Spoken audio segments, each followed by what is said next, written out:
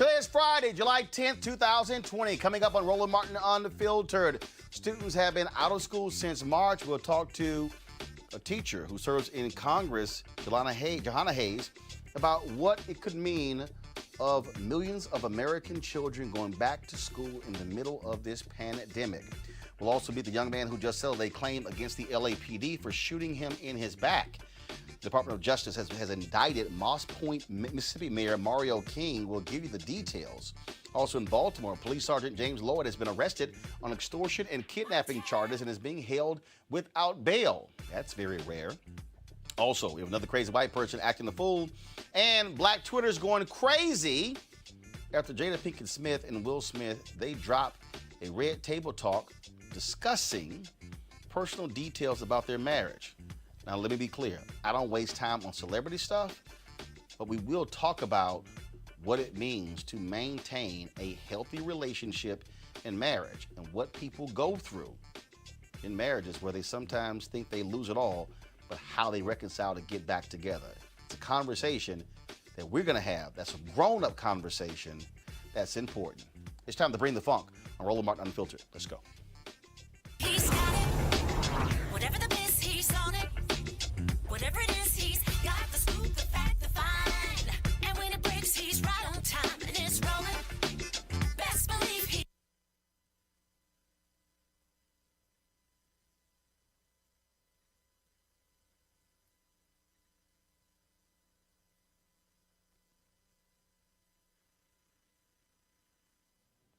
All right, folks, sorry about that. Not sure what the heck happened there.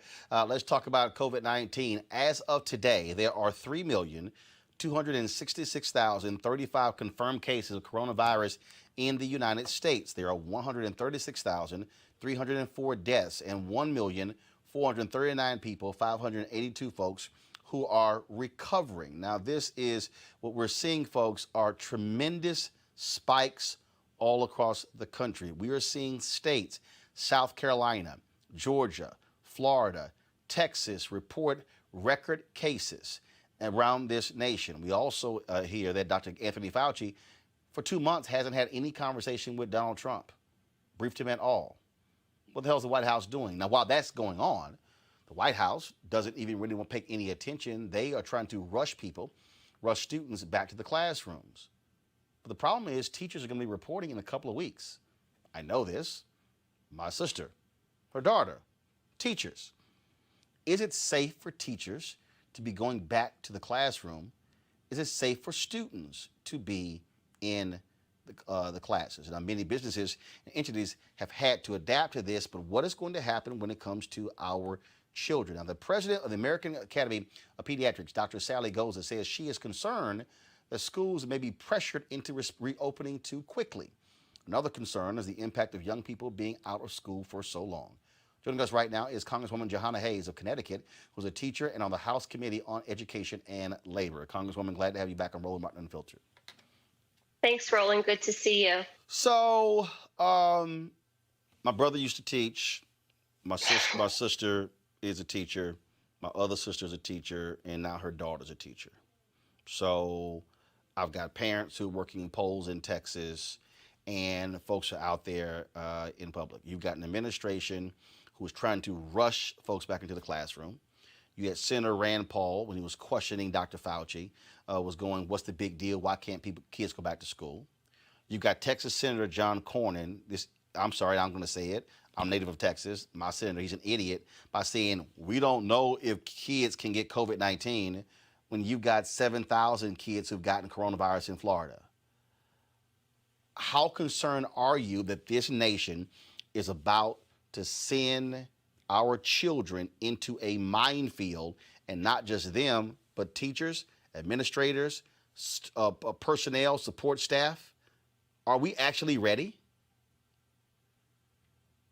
Roland, I'm very concerned about everything you just described, because I know that so many of my colleagues, superintendents, that are going to have to stand in front of teachers and say to them, I can't guarantee that this is safe. And then those teachers in turn are going to have to stand in front of children. I mean, the thing is, people think that it's just about geography, that kids will go back to school and continue to learn. If kids are afraid, if kids are not healthy, if their families are sick, they will not learn. I, like everyone else, would like for kids to go back to school. My daughter's a teacher. But that conversation should not, it should start with, yes, we want to reopen schools, but then it should end with, and we are going to invest adequate funding to make sure that we hit all of the benchmarks to make sure people are safe. I think it's unconscionable that we have replenished PPP loans 3 times to make sure that small businesses were undergirded, and we can't make the same types of investments in schools. We're going to need at least $200 billion to do this. You know, businesses have a phased in reopening, but we expect kids to go back when we don't have enough data to say how this virus interacts with children. Well, not only that, is there an actual process? I remember a couple of months ago, I showed a video of what a particular Chinese school did. Parents dropped the kid off. They came in, temperature check. They also sprayed something on their shoes, on their feet. They also then sprayed their whole body. Then also, so there was like this whole process. And I'm sitting there going, okay, I got twin nieces. And we've gotten an email where they've laid out, and I'm sort of like, okay. The email said essentially that they'll be in school twice a week. They have to walk on one side of the hallway, safe distance. And I'm still going, really? You're right. Many of these plans, I mean, my own state put out a 50-page plan, and I looked at the plans from many other states, and you're left with more questions than answers. Most of our schools don't have adequate ventilation. I mean, I don't know when the last time someone has been in a school, but we have buildings that are 50 years old that don't have ventilation, that don't have windows that open. You know, FEMA has already said that they are not prioritizing school districts or purchasing PPE for them. So districts will be competing in the market for PPE, for masks, and whatever else they need. And most of that stuff is already on back order. We're only a couple weeks out. There still is no national strategy. And then I think we cannot overlook the fact that the communities that were hit the hardest by COVID, our urban communities, our Title I districts, our 100% free and reduced lunch districts, are going to be the same communities that struggle to reopen because they don't have the resources to do it on their own. I mean, Congress allocated, I think it was about $13 billion in the CARES Act. There's state and local municipality funding in the HEROES Act. And then we just did the Moving Forward Act to help with school infrastructure. But I think there needs to be emergency intervention right now, where there's a standalone bill with standalone funding with national guidelines coming from the Department of Education. This has been politicized, and now teachers and parents have to make a choice on the backs of their children to jumpstart the economy and return us to normal. We cannot return to normal until we are healthy again. Again, as I begin just to look at this whole deal, parents are obviously worried because they're dealing with the fact that, will my child get behind? The online learning is not equal. I know of a suburban school district in Houston. They're going to be 100% online. They have the resources for laptops, for pads. They have. I mean, that's a different environment. I remember reading a story a couple of months ago in Chicago, the high number of children tracking who were not even logging on. Mm-hmm. They were able to see how many of them, they weren't even logging on. And so, again, you're now talking about not 2 or 3 months. We're not talking about a school year. That might be the case for 9 months. Mm-hmm. So, and I think that's part of my challenge, because back in February when we were first discussing what might happen, and then in March when there was a national conversation, state after state deciding to shut down, schools were looked at as places for babysitters so parents could work, or making sure that kids eat, or, you know, they had to have a safe space. And now we're talking about we need to reopen because they're lonely. All of those things are definitely societal problems, and I'm glad that we're having a national conversation about the achievement gap and kids missing education time, but to not discuss their health. So for the same doctors that are saying kids are lonely and they need to get back, they should be demanding that we have the funding so that we have trauma-informed counselors to meet them when they return from the most traumatic experience in their life. So yes, I agree with everyone that kids need to go back to school, but the purpose of school is the academics. All of these other societal problems, we need to deal with those as well. We need to stabilize childcare. We need to make sure that families are food secure, but not send kids back to school because we want to make sure all of those things happen when we cannot guarantee their safety. And then to ask teachers to have to make that choice. And every plan that I've read, there's no mention of, if a faculty member says I'm feeling symptoms and I want to get tested, can I get tested? Most of that is you need to do that on your own.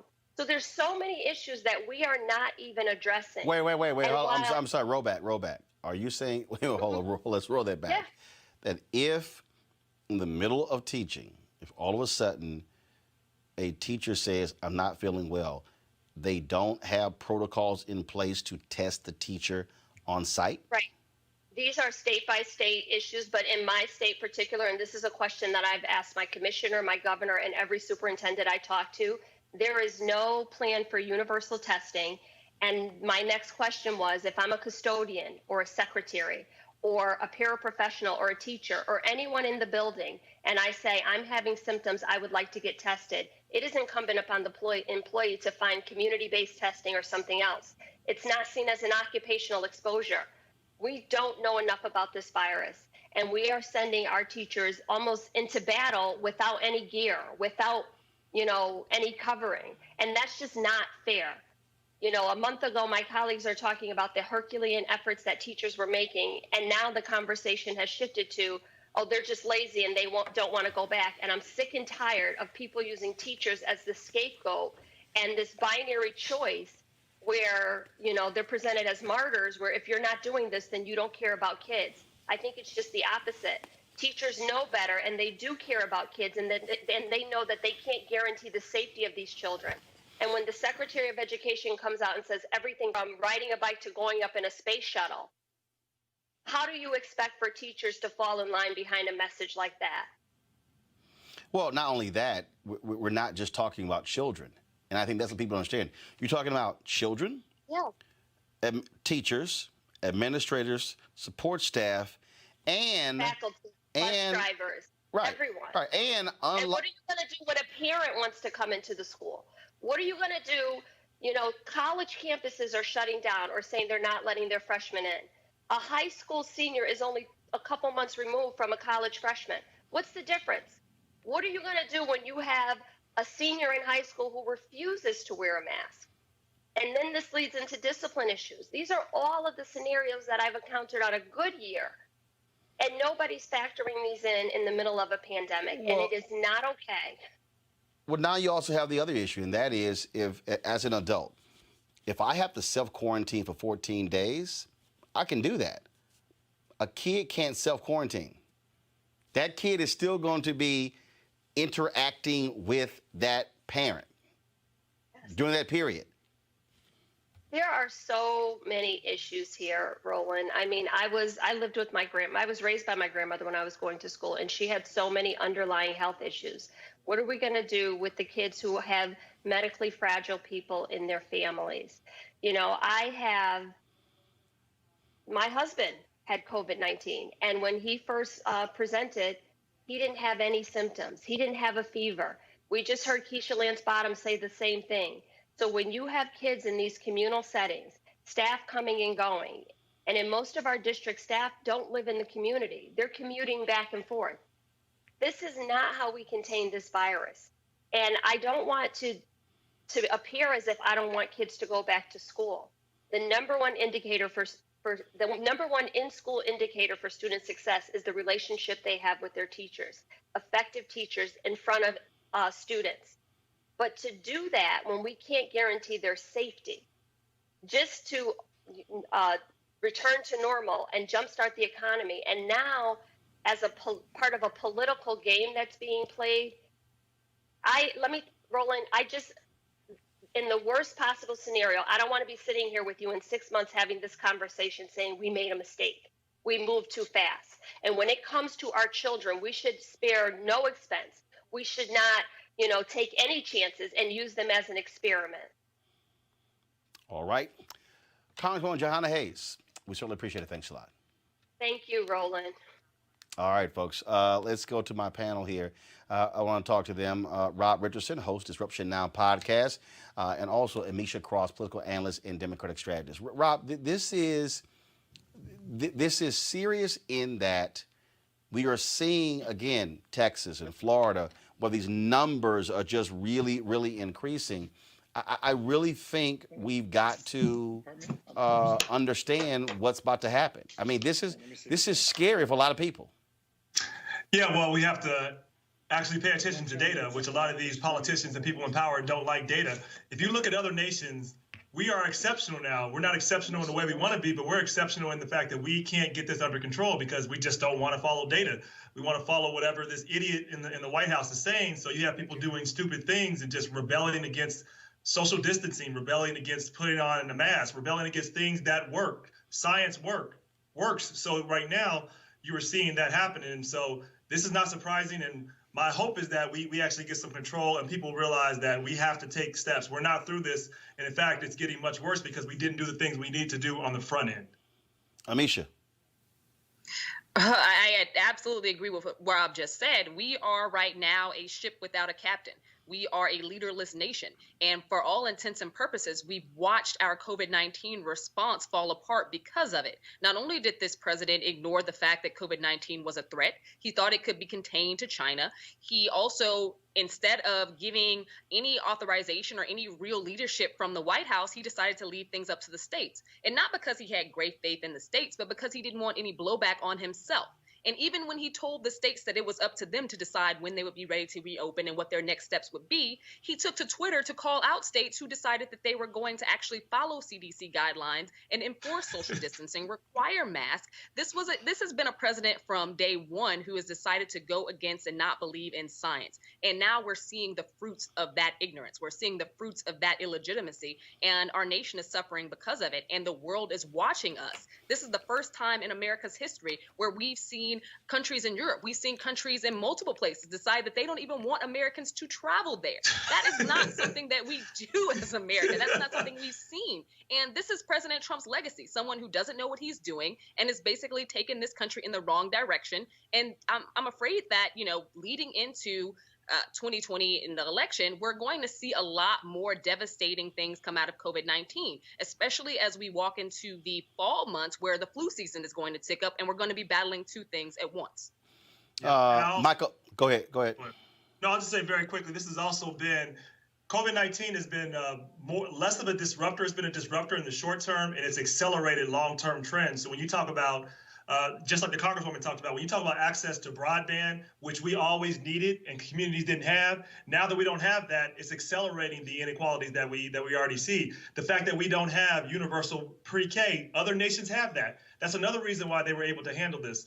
And you look at our healthcare system, it's a for-profit system that incentivizes not actually giving people access to healthcare. These things are now crippling us and really preventing us from being able to respond. So all of these things are really affecting this in a really serious way. So it's going to be a long road. Michael Brown, former vice chair at DNC Finance Committee. The reason I think this is so different is that when we talk about businesses shutting down, we're dealing with adults who can make independent decisions when it comes to self-quarantine, when it comes to how careful they are. Look, I don't have biological children, but my wife and I have raised 6 of my nieces from a year and a half all the way up to being in their 20s. We got twin nieces right now who are 16. I'm sorry, they don't think the same way as adults, how decisions are made. And I'm sitting here going, okay, I'm very leery of sending them into a school situation because I'm not sure how other children will be dealing with social distancing, things along those lines. I know what I can control here in my workspace. I don't necessarily have the same thing when I talk about my nieces. Well, I have 3 sons, and 2 of which are in college, and I just can't imagine how I have no faith in them that they will say social distance on campus. How are we expecting 5, 6, 7, 8, 9, 10, 12-year-old young people to, there is no way they're going to be able to do this properly without obviously some consequences. We hope it doesn't happen, but the question is, it could. And then what's concerning, Roland, and you and I have talked about this, I know everything, whether it's a disease, whether it's a tax cut, it's all political. And frankly, I'm not sure the Senate was in play before COVID-19 hit. This president, 45, has messed us up so much that I think he's put the Senate in play. More than in play, I think actually the Senate not just flips, but flips significantly by possibly 5 or 6 seats. Because Arizona's gone, you can forget that. Cory Gardner's finished. And so Willis is probably finished. So I just don't know how you keep the Senate. And because these enablers have let him deal with this disease and this crisis the way he has, he's hurt them too. Well, I certainly get the whole politics of it. I think, again, what you're dealing right now is fear. And you're dealing with real fear of a lot of parents out there. And I'm telling them, Misha, all it's going to take is for 30, 40, 50 cases in a school, and you're going to have pandemonium of parents pulling their kids out, and then what do you do? And Roland, you're right. And the issue is we've already seen those numbers. We've seen them in early child care centers and pre-K centers, particularly in the South. We've seen where there have been 70 plus staff members who got sick, and for these child care centers that reopened, they had to immediately close back down and parents pulled their children out. That's at the ECE level. At ECE, most centers don't have hundreds of students. When we're talking about your elementary school, middle school, and high school, they definitely do. That means you have to reduce class sizes. Right now, your average class size is 25 to 30 students. CDC guidelines tell us 15 or less. So that means you have to have space in your school building that accommodates that. It means you have to split up your teachers. It means you have to stagger schedules. It means that you have to be concerned about the paraprofessionals, the teachers who may themselves already be more vulnerable. It means the cafeteria workers, where are these kids going to eat, because no longer can we house them in a cafeteria room eating at the same time for lunch. What do you do when you can't have them on buses together? How are we going to make this work? And school districts and teachers have been grappling with this for months. And I get it, as you spoke earlier, that the online learning, that the distance learning hasn't necessarily been working well. But I would posit, and teachers do as well, that sending kids back before we have something in place that actually makes sense, before we have those structures in place and the designs necessary, according to CDC recommendations, would result in a complete failure. A lot of teachers, paraprofessionals, parents, grandparents, and other people getting sick. And we know what that is going to look like. So I think that it's just extremely detrimental and extremely idiotic for the president to be pushing something like this, and to also have the support of many Republican governors who they were willing to risk our grandparents a few months ago, and today they're willing to risk the kids, the parents, the teachers, and everybody else. But what you're dealing with here that really is a fundamental problem. This is where failure of leadership comes in. Absolutely. This is where, Rob, having an administration, there is no way in the world a Dr. Anthony Fauci should give an interview and say he hasn't briefed the president in 2 months. That can happen. You can't have somebody sitting in the Oval Office contradicting the Centers for Disease Control and their rules when it comes to opening schools. You can't. This is an absolute travesty of what we're witnessing, of epic proportions, of an administration that is grossly unprepared and who doesn't care about the people. Doesn't care, grossly unprepared, and doesn't care. Doesn't care at all, doesn't care about the consequences, because leadership, people follow what the leader do, no matter what. People say that they're independent. If you look at what they do, people are following in line. Many Republicans, many of his followers, and they are resisting, and it's causing people's lives. It's causing their lives. It's causing other lives, and it's causing the economy to go backwards. It's not going to help them. It's not going to help them get reelected. I would just say this. I think Michael talked about earlier, not necessarily having faith in some younger kids to not socially distance. I don't have faith in a lot of the American people. They're showing that they don't want to do it. Like we're watching that. We have at least 30% of the American people that are just going to say, I don't care. And what we know is they're going to carry it on, and we're going to continue this process. And kids are carriers. They may be less prone to getting sick from COVID-19, but they're not less prone to being carriers and getting their grandmother sick and getting other people sick. So are we just saying, or getting administrators sick, as Amisha and you, Roland, pointed out. So are we just saying those people don't matter anymore? This has gone away? I mean, I just don't understand any of it. I really don't. Michael.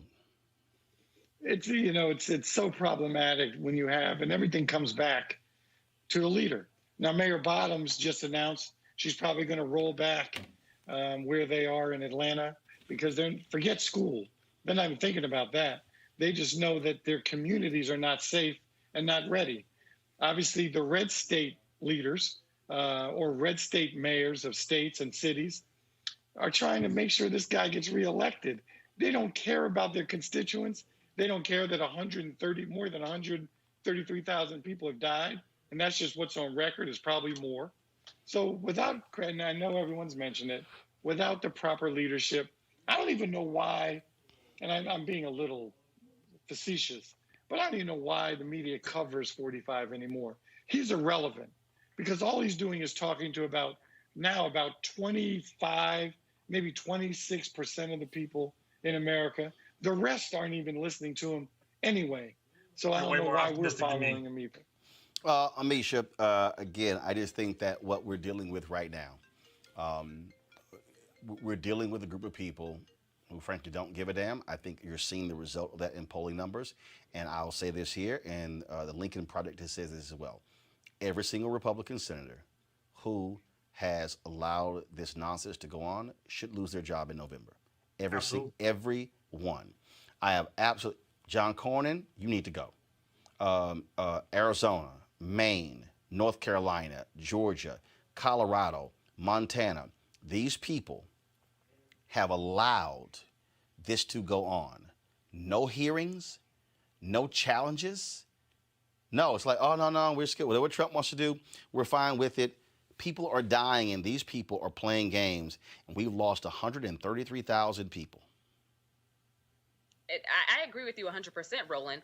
My fear, though, is that there is a considerable percentage of the American population that does not.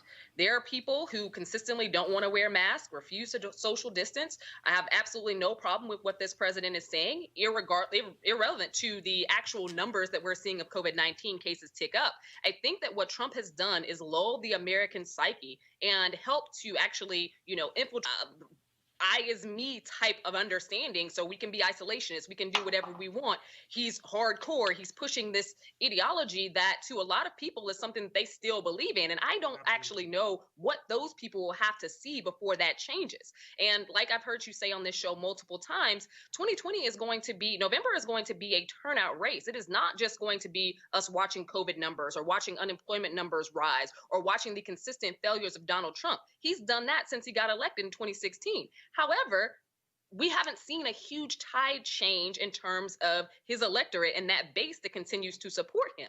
So I don't necessarily think that these numbers are going to move them. What I do think will, and holds the possibility of doing so, is if there was a heightened risk with opening these schools, because people don't naturally want to risk their kids. They also don't really want to risk their grandparents. But I think that what we're seeing right now is a nation that has been lulled to idiocracy because of the man who happens to be in the White House. And I don't think that that changes anytime too soon, irrespective to the COVID numbers that we're seeing. Yeah, bottom line is to hope that our America looks different, but that's a hard sell. These nuts are going to continue yelling and screaming about masks. It's going to continue. All right, folks, let's go to our second story. The city of Los Angeles announced that they would pay $985,000 to settle the federal excessive force claims against LAPD officer Michael Gutierrez.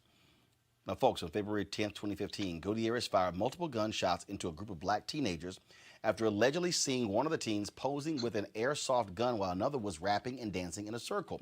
One bullet hit a young man by the name of Jamar Nicholson in the upper back. He was 15 at the time. He joins us now with his attorney, John Harris. John, I want to start with you. We're seeing, look, this is the thing that gets me. Taxpayers, where are all these conservatives who are fiscal conservatives who say nothing about these sort of penalties having to be paid by taxpayers as opposed to getting these cops to actually govern themselves accordingly, or change the rules and say, you know what, to these police officers, you cost the city money, we're going to take it out of your pocket. John, go ahead. Yeah, It is kind of ridiculous when you think about it, because in this particular case, Officer Gutierrez was criticized by the LA Police Commission for violating a number of tactics. One was not conferring with his partner before exiting the vehicle. He charged and started shooting at the youth before he even sought cover.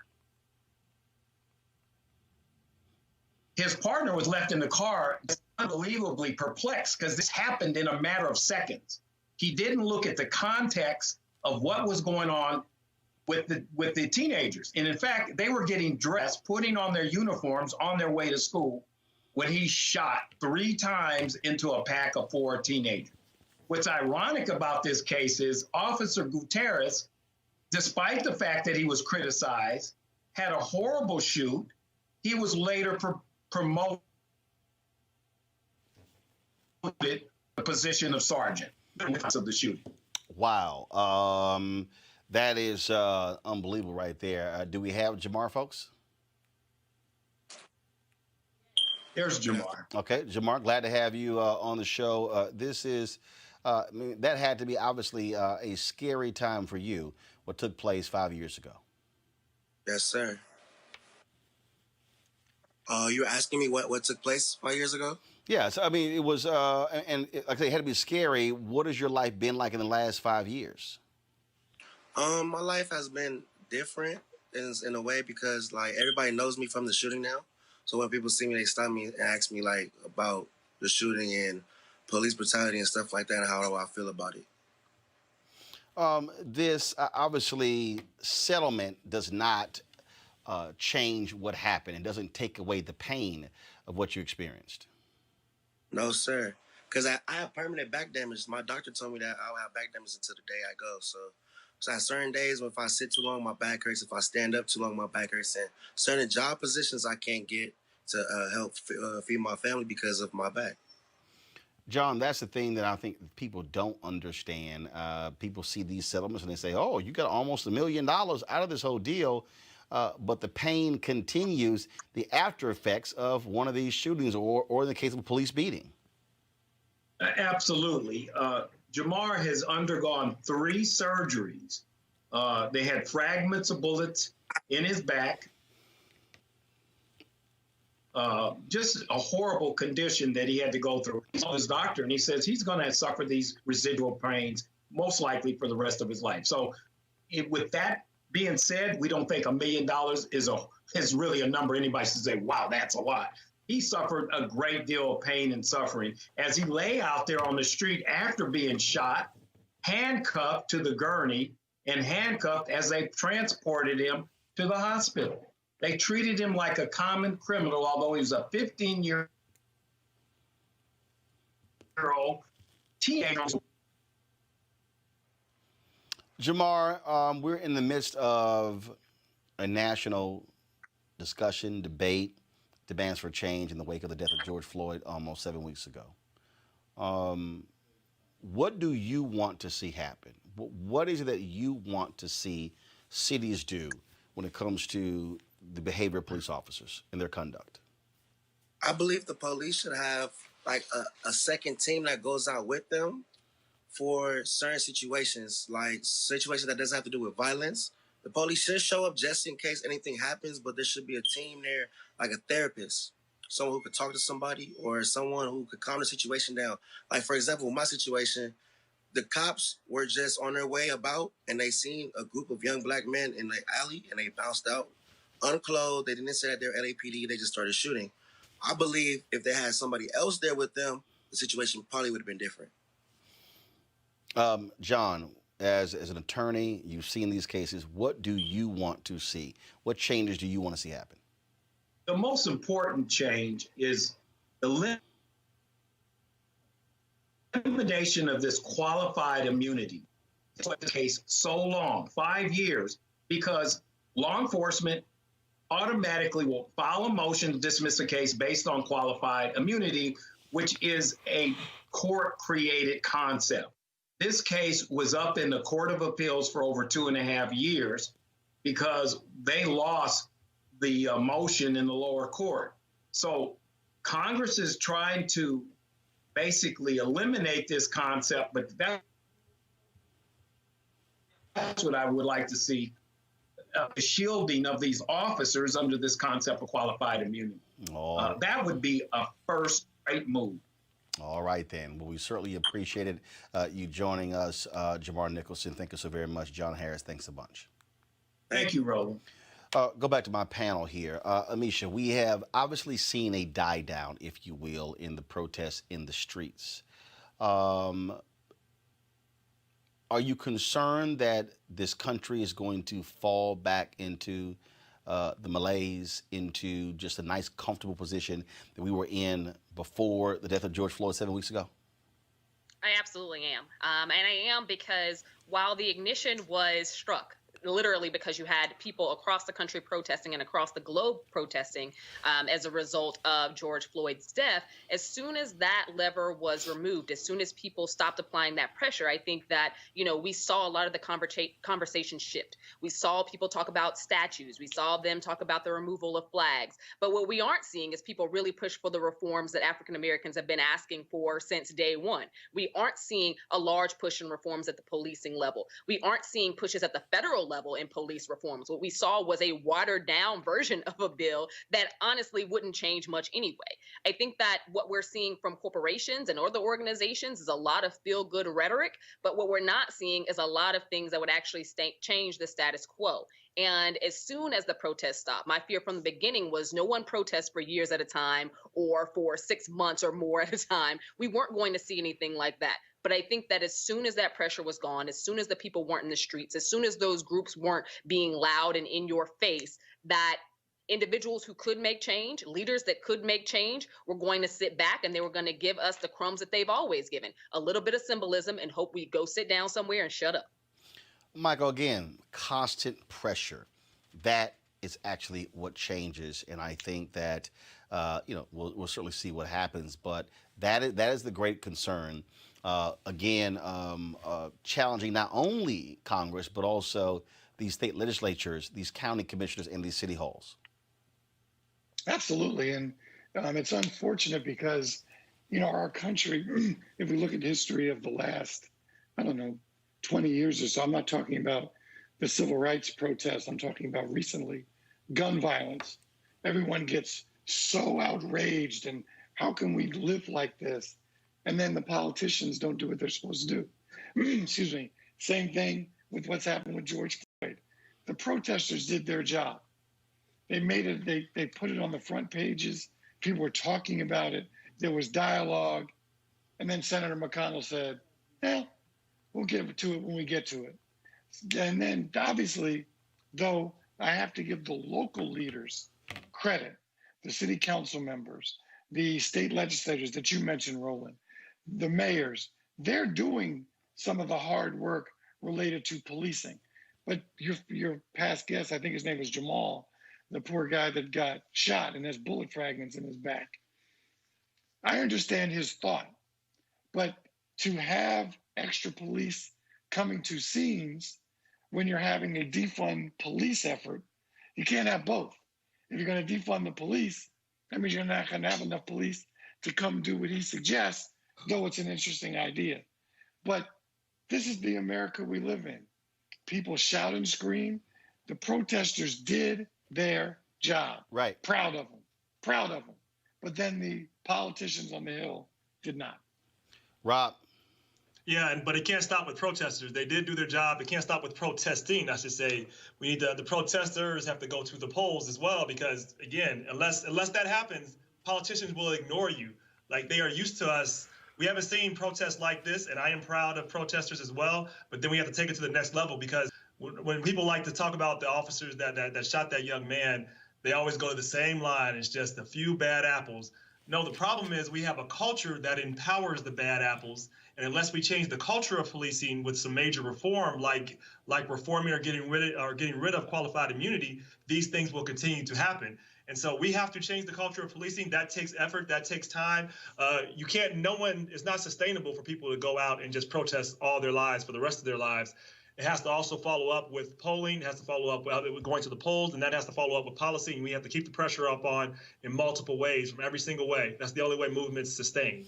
All right, folks. In Moss Point, Mississippi, the mayor of that city, Mario King, you've seen him numerous times here on Roland Martin Unfiltered, he and his wife have been indicted on 13 charges of wire fraud and 1 count of conspiracy to commit fraud that alleged they used money they raised for mental health services to buy a Volvo and a pedigree dog. The indictment accuses King of defrauding contributors in late 2018 or early 2019 until May 2019.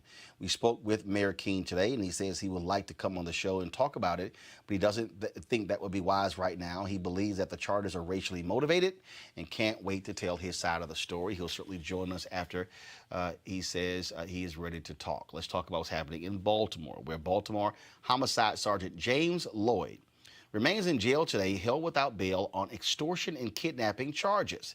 The charges against him stem from a dispute over patio work done by a contractor at his Gwen Oak house. 3 other officers, all members of Lloyd's homicide squad, are suspended.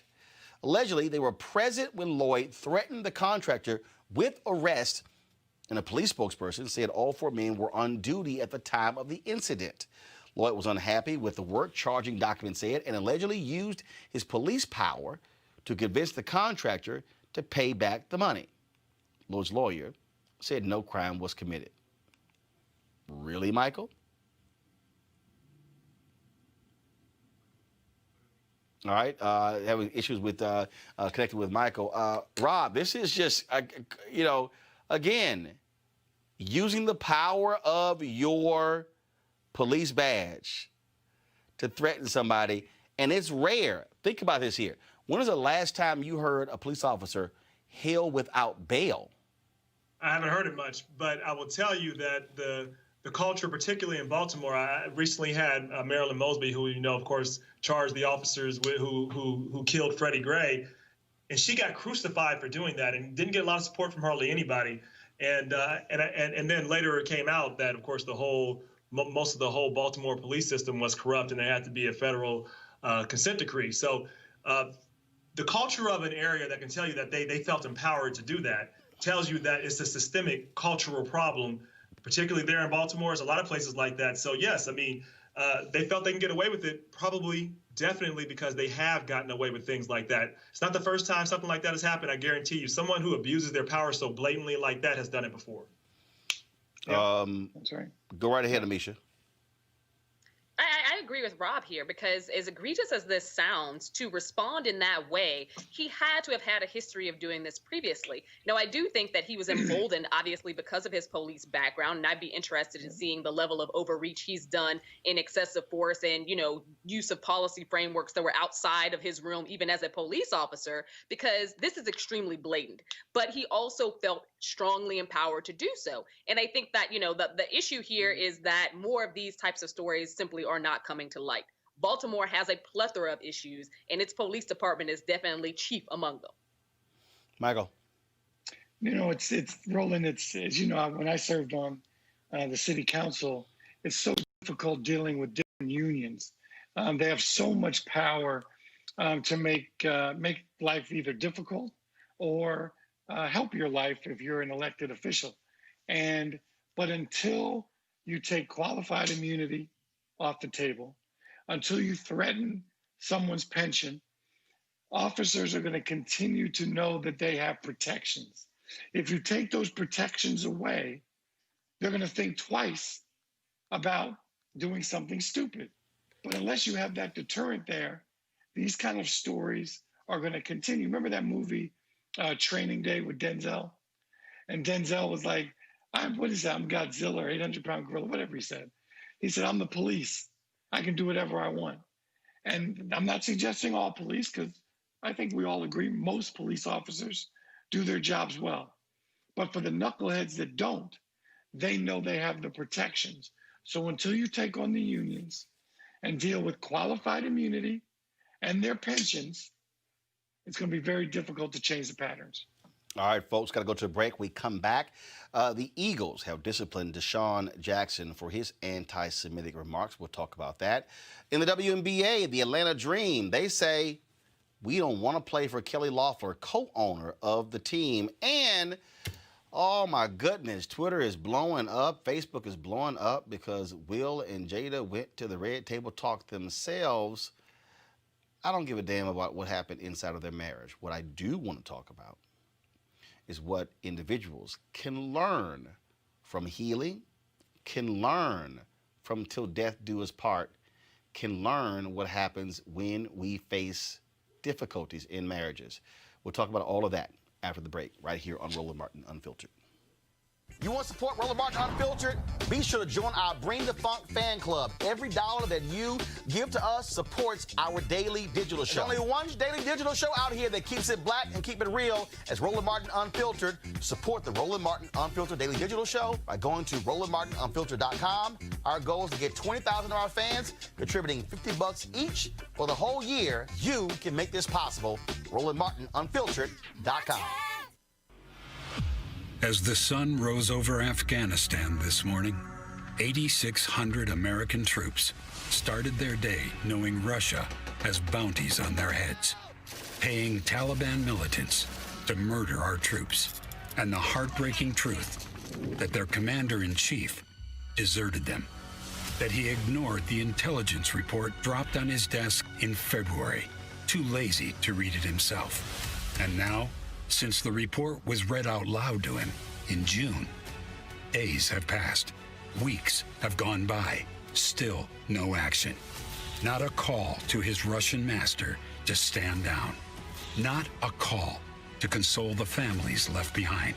When the sun sets over our troops in Afghanistan tonight, how many more bounties will Russia have paid out? Our troops deserve a whole lot better than a traitor like Trump. It is midnight in Washington. The lights are finally going out in the Capitol after a long day in the impeachment trial of Donald J. Trump. You can't trust this president to do the right thing, not for 1 minute, not for one election, not for the sake of our country. You just can't. Bing, bing, bong, bong. He will not change, and you know it. History will not be kind to Donald Trump. I think we all know that, not because it will be written by never-Trumpers, but because whenever we have departed from the values of our nation, we have come to regret it, and that regret is written all over the pages of our history.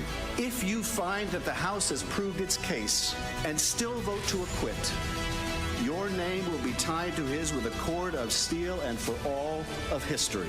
He has betrayed our national security. He has compromised our elections, and he will do so again. You will not change him. You cannot constrain him. Truth matters little to him. What's right matters even less, and decency matters not at all. We have proven Donald Trump guilty. Now do impartial justice and convict him.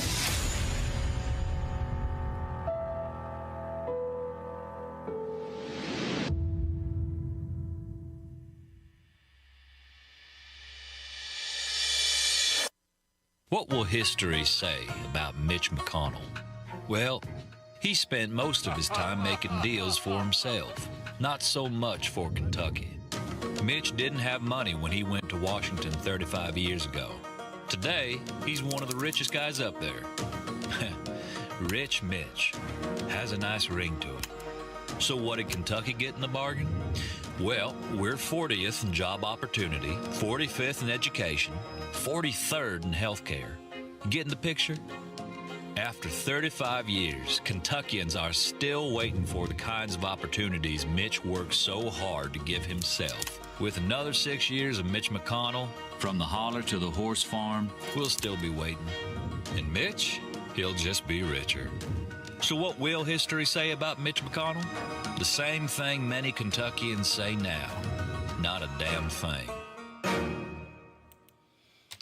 Tell you, Rob, we run a lot of those online ads and then talk about it. And, you know, people may think, hey, you're preaching to the choir, but the reality is we're now living in a digital world these have an impact when you start talking about being seen 6, 7, 8, 10, 20 million times.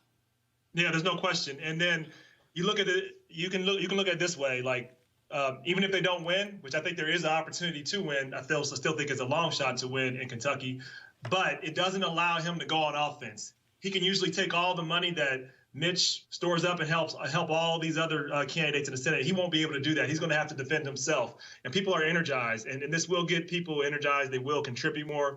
And at a minimum, it's going to make him afraid, because look, the governor right now is actually a Democrat. So there's a chance they can change and flip this if they do everything right. Everything has to be done right. Turnout has to go exactly well. All those things have to go in the direction of the Democratic senator. But even if they don't, it puts pressure on him, and it puts pressure on the rest of the Republican caucus, as it should.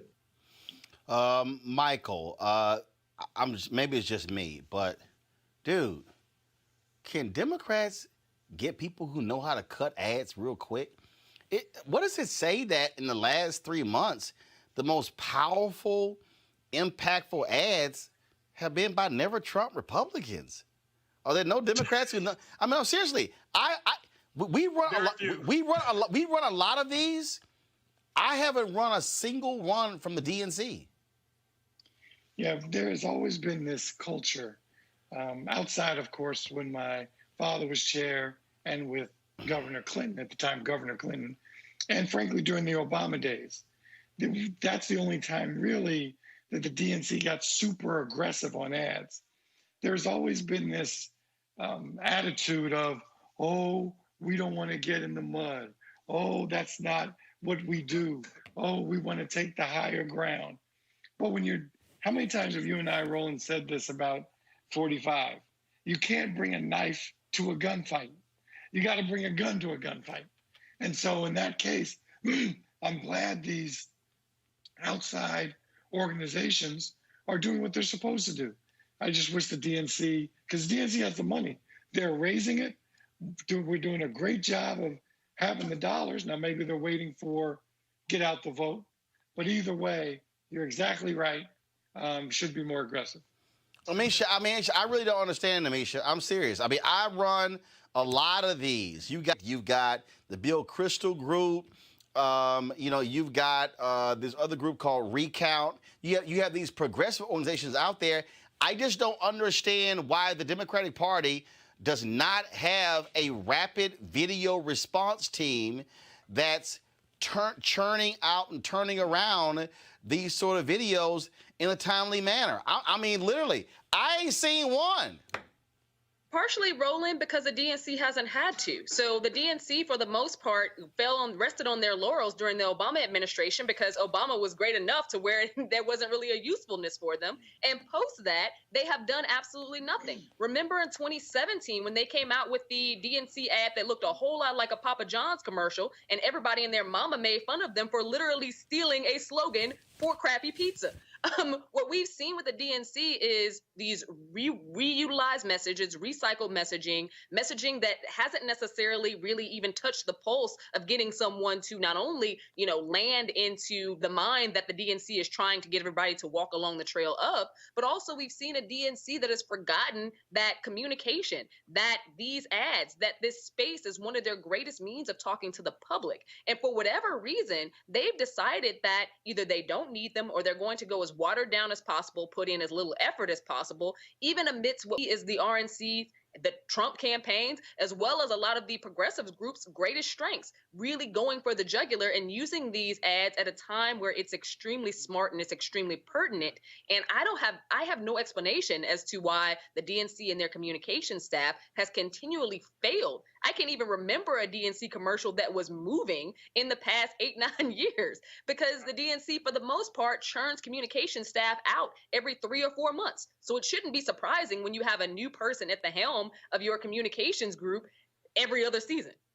Yeah, I just think I'm going to be a little harsher here. I think Democrats are bad at this. They're bad at messaging generally, even if they have better policies. If you look and you do polling of most policies of progressives and Democrats are winning, but yet they don't win elections that much as they should, because they don't put out their message. There's this there's this, as Michael said, like we need to be above the fray. You are in politics. Politics is an art of war. And if you're not comfortable fighting, if you're not comfortable putting out your message, you're going to lose when you shouldn't lose. So I think even during the Obama years, some years particularly when Obama wasn't on the ballot, I do think Democrats lost more than they should have because they weren't aggressive enough. And Republicans will go after the message all day, every day, and 5 times on Sunday. And we better, I do believe that Democrats are likely to win this election, but we shouldn't only win elections when we're going against like the worst person to ever be in the Oval Office. We ought to be able to win elections that are close too.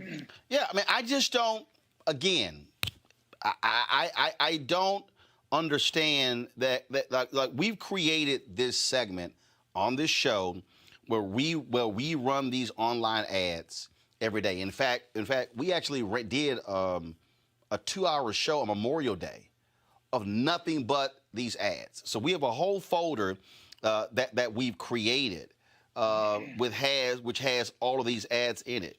And I just sit here and I look at. In fact, so here's the deal. We just played for you the ad that the Lincoln Project dropped when it came to Mitch McConnell. This is them yesterday hitting Trump on Vindman, who retired.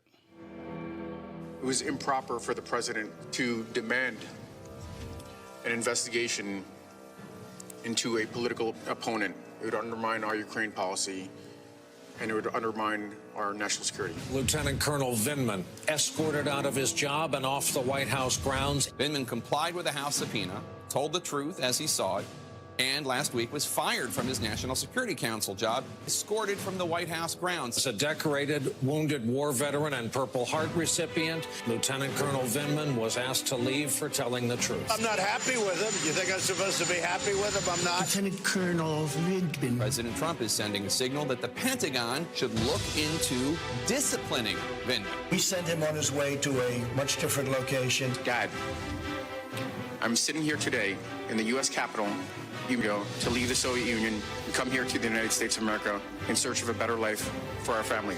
Do not worry. The military can handle him any way they want. I will be fine for telling the truth. Nah, that was the Vindman ad. Right before, 2 days earlier, they dropped this one. President. He's going to be your president. Why do you think you're losing, Donald? Because some people don't love me, maybe. It's because you've got a loyalty problem. Loyalty problem. They're in your campaign. They're in your campaign. Your White House. Your White House. In Congress. In Congress. Even your own family. Your own family. They whisper about you. They whisper about you. They leak, spin, lie. They tell the media they're smart and you're out of control. And you're out of control. That you can't focus. Can't focus. That you're mentally and physically weak. Physically weak. That you hide in bunker, scared and shaky, laugh when you can't walk down a ramp or drink water. All of them, they're in your campaign. The ones you know and the ones you don't know. Whispering about you. They expect you to lose. They want the media to like them and to get one last big payday before you go down. With so many leaks, you probably be anyone. So many leaks. Donald could be anyone. It's everyone. It's everyone. Now, hitting him on loyalty. Again, you talking about that one? Remember that speech he gave last Saturday, Mount Rushmore? This was the day before. Action over another is itself a frightful despotism. We hold these truths to be self-evident, that all men are created equal. America will never be destroyed from the outside. If we falter, it will be because we destroyed ourselves. It is of little use for us to pay lip loyalty to the mighty men of the past, unless we sincerely endeavor to apply the problems of the present, precisely the qualities which in other crises enabled the men of that day to meet those crises. 4 of America's greatest presidents are carved into the living rock of South Dakota's Black Hills. They are a memorial to those who served with honor, led with courage, and took this great nation into the future. Their words, deeds, and legacies will survive time immemorial. America's worst president will neither be remembered nor revered. The Lincoln Project is responsible for the content of this advertising. Now, again, that was just 3 days ago. 3 days ago. A couple days before that, they dropped this one. saying he's the one to take on China. They can't wait. They know who Donald Trump is. Weak, corrupt, ridiculed. China beats him every time. No matter what he says, China's got his number. Trump even begged Chinese leader Xi to help him win re-election. Like a dog. Trade negotiations? Trump's tariffs. They laughed as Trump hit American families with higher taxes. Trump's trade war? Farms and small businesses went bankrupt. China's military expanding without American leadership in the region. President Xi? Trump rolls over for China's president every time. Is it Ivanka's secret deals in China? Is it the $250 million debt Trump owed the Bank of China? It doesn't matter. When it comes to Trump, China can't lose. The Lincoln Project is responsible for the content of this advertising. Play a couple of more. Then again, I mean, I'm like, you see these and you see how they fire these out rapid, how they're in the news cycle. When something happens, they're on it. They're just, again, coming after him over and over and over. I'm trying to find the, probably my favorite one they did was on the Confederate flag. That one, I mean, you talk about just spoke volumes. But Donald Trump had a different vision of America. That was the message the President of the United States shared with millions. On a day when the heart of the Confederacy finally lowered its flag, Donald Trump was still fighting the Civil War. America is better than Donald Trump. We want to move forward together. This November, say no to Donald Trump's racist anger and division. Say yes to a good man who can help us heal.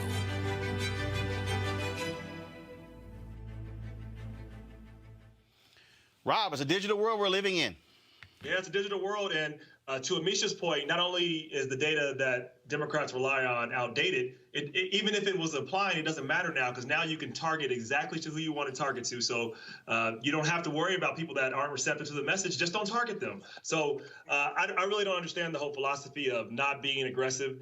And we should be more aggressive. We should be micro-targeting. We should be figuring out ways to motivate African-Americans, still not taking their votes for granted, looking at African-American men as well and women, and figuring out how to target all of our base and people that will make a difference in this election. So, people that think that this election is pre-decided, I think the other side is, as I've said before, they're willing to do anything and everything. If you're a Republican, you do whatever you want to. If you're a Democrat, you try to stay within a set of policies and rules that are so narrow that you can't even sometimes win. So I'm not saying we be unethical. I do say we fight, and we fight hard, and we hit to make sure that they do not get back up, especially when you're dealing with something at this moment that is so, we're not even talking about politics. We're talking about making sure that the nation is to be America, at least in the basic ways that we know, even though that wasn't perfect.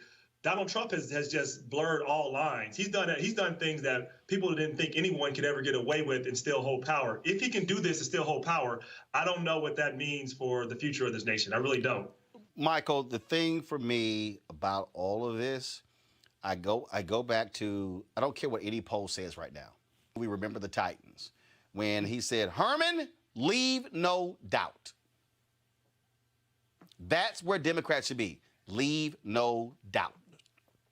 I agree, because if it's close, who knows? It can't be close. Folks that, like, for example, I was we were social distancing, but we were talking. I was talking with a couple of protesters down by Black Lives Matter Plaza here in D.C., and one of them said that they were not going to vote because there's two old white men, and I said, as hard as you're out here protesting, if you stay at home, I'm just telling you, that's a vote for Trump. Just telling you. Now, you hate him, you despise him, but if you stay on your couch to try to make some point, it's a vote for 45. I'm sure he's heard that before, but we have to keep telling some of our folks that that are so frustrated with the system that they're just going to stay at home. You can't do that. And then maybe you turn on an old video of some dogs or some fire hoses on folks' grandparents and saying they did this and sacrificed for you to vote. So maybe that'll help. Either way, obviously, the election is super important. People have to vote. They have to get out. As you know, Roland, Vice President Biden taught me in law school. I'm a little biased. I think he's a great man. I think he's going to be a great president. Yeah, can I speak to a little bit of what Mike said just really quickly? Mike, I would just say we have to point to issues that they care about and let them know it's not just about being anti-Trump. It's that these issues of criminal justice reform, when it comes to Supreme Court justices, when it comes to these judges, these are close issues. And if we're able to appoint people, so what the Democrats should be doing is micro-targeting people like that are protesting, that are out there, that may vote, that may not vote. We ought to be messaging them. And I don't think that's happening. So I do think that's vitally important. I agree, and I like that it's women's reproductive rights. It's workers' rights. Wait, Amisha. Well, y'all talking at the same time. Amisha, then Michael. Oh, I was saying that it's more than just criminal justice reform. I think that the Trump administration and the Republicans are counting on pulling away Black male voters, specifically around having messaging about criminal justice reform. Whenever they talk to Black people, this is a message of criminal justice reform.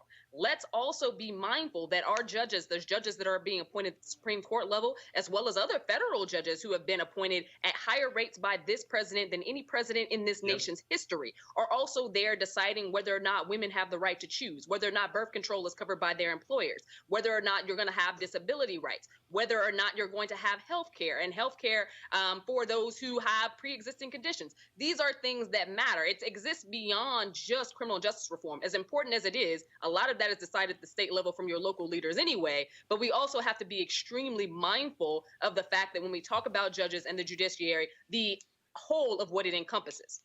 Michael, go ahead. And I think people... Wait, hold up. Michael's next. Go ahead, Michael. So no, thanks, Rob. So it's it's so challenging to try to figure out when I say we, folks that are a little more experienced in life, sit around tables and talk about the kind of messaging that works or doesn't work, targeting your constituency, making sure you're hitting them with the right. The challenge is, how do you capture their attention for that 60 seconds? What can you get out? And what I chose to do, Rob, and I agree with you 150%. I agree with everybody on the panel of what you're saying. But when I had 60 seconds with this young guy, I didn't have time to talk about judges, talk about health care. I had time to tell him one thing. You're trying to make a point, and if you stay at home, it's a vote for 45. So I totally understand what you're saying. Now, if I was in a different setting, like we all speak to college classes and to folks at schools, we have a little more time to walk them through, to do analysis. But in a situation like that, I had 60 seconds to get them. You can do it in 60 seconds. I mean, look, I put 3 issues in 60 seconds. It's just a matter of, the judges, I can nail that sucker in 30 seconds. Again, but the argument has to be, we have to learn to communicate with people on what they care about. So for me, when I talk to somebody, I say, what's your number 1 issue? What are your top 2 issues? And then I connect the dots that way. Rob, go ahead, final comment. And Roland, and the point, Mike, I agree with what you just said, but the point Roland just said is we can do this. Like the technology exists that we can figure out what is it that you care about and target the message to them that way. Right. That's exactly what Donald Trump did, by the way, in 2016, and that is why he won with a whole lot less money, micro-targeting his message to what people want to hear and make sure that the message is tailored to the right person, found at the right time, at the right moment. Well, that can be done. It should be done. Well, I'll tell you what, out of all those Lincoln Project ads, probably my favorite, this one right here, probably because of the announcer who they picked. The men who followed this flag 150 years ago knew what it meant. Treason against their country, the death of a United States. America defeated the men who followed that flag. Those with honor surrendered and cast it aside forever. So why does it keep showing up today at events supporting Donald Trump? And why does he call the folks who carry it very fine people. I think there's blame on both sides, but you also had people that were very fine people. What does it say that they're all in for Trump? What does it say that he won't condemn a flag of hate, division, and losers? For us, it says this is a time for choosing America or Trump.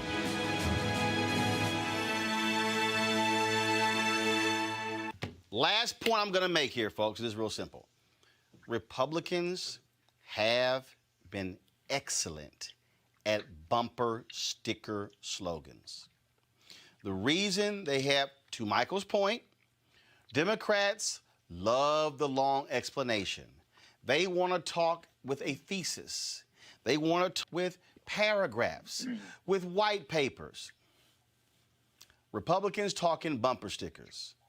That last part of that ad, again, if you want to understand the power of how to connect with an audience, is what you heard in the last part of that ad when they said America or Trump. That's how their framing is. Y'all, that's excellent messaging. Got to go to a break. When we come back, a lot of these people, and when I say talking, they all over Twitter, all over these places talking about Will and Jada and the Red Table Talk, Jada cheat, all this other stuff like that. But we're going to have a quite different conversation. I'll explain next on Roland Martin Unfiltered. You want to support Roland Martin Unfiltered? Be sure to join our Bring the Funk fan club. Every dollar that you give to us supports our show. There's only one daily digital show out here that keeps it black and keep it real. As Roland Martin Unfiltered. Support the Roland Martin Unfiltered daily digital show by going to RolandMartinUnfiltered.com. Our goal is to get 20,000 of our fans contributing $50 each for the whole year. You can make this possible. RolandMartinUnfiltered.com.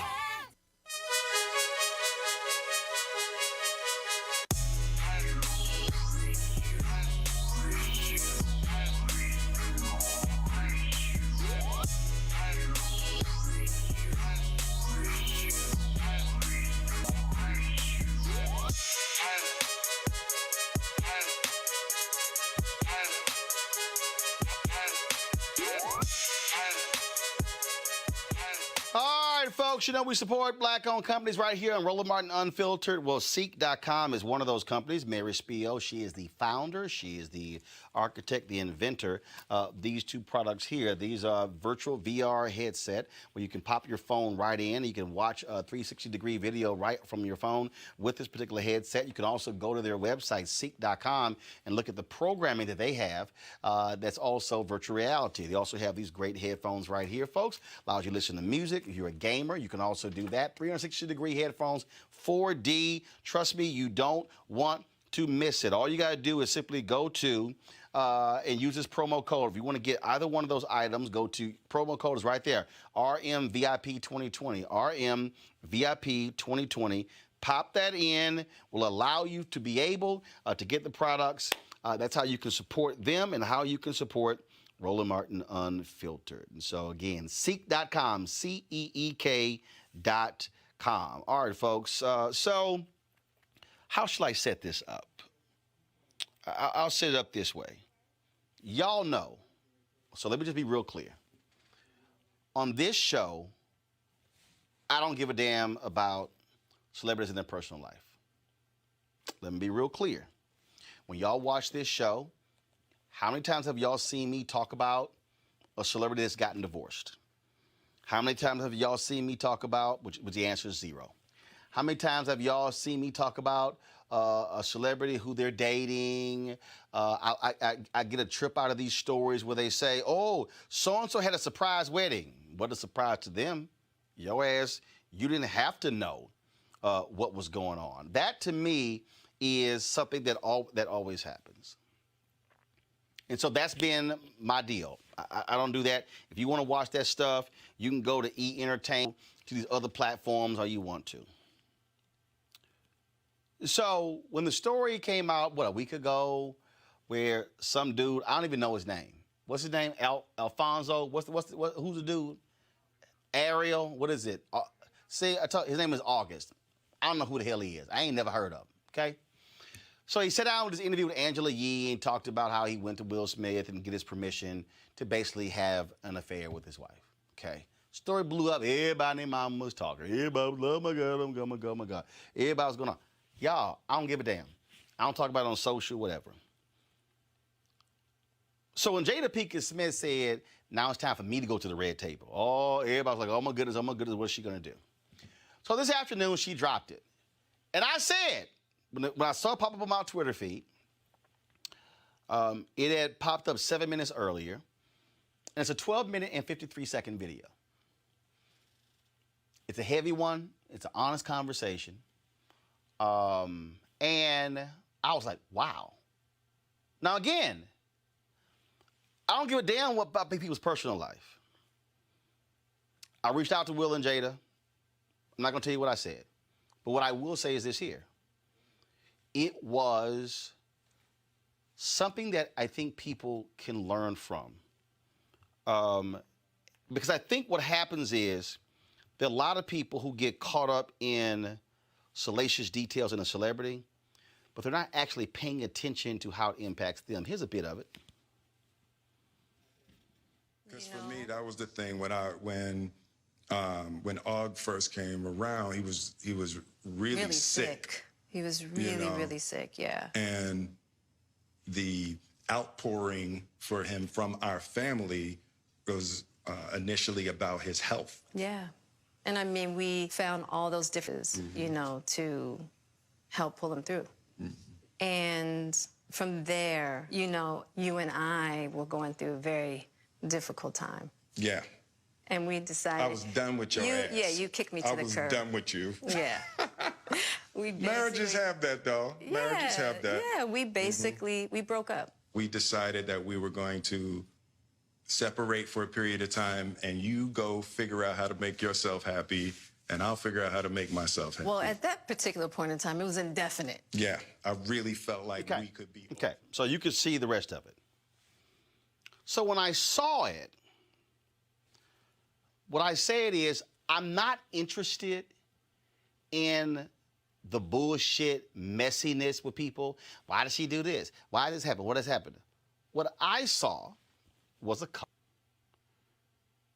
that could have easily thrown the towel in, who separated.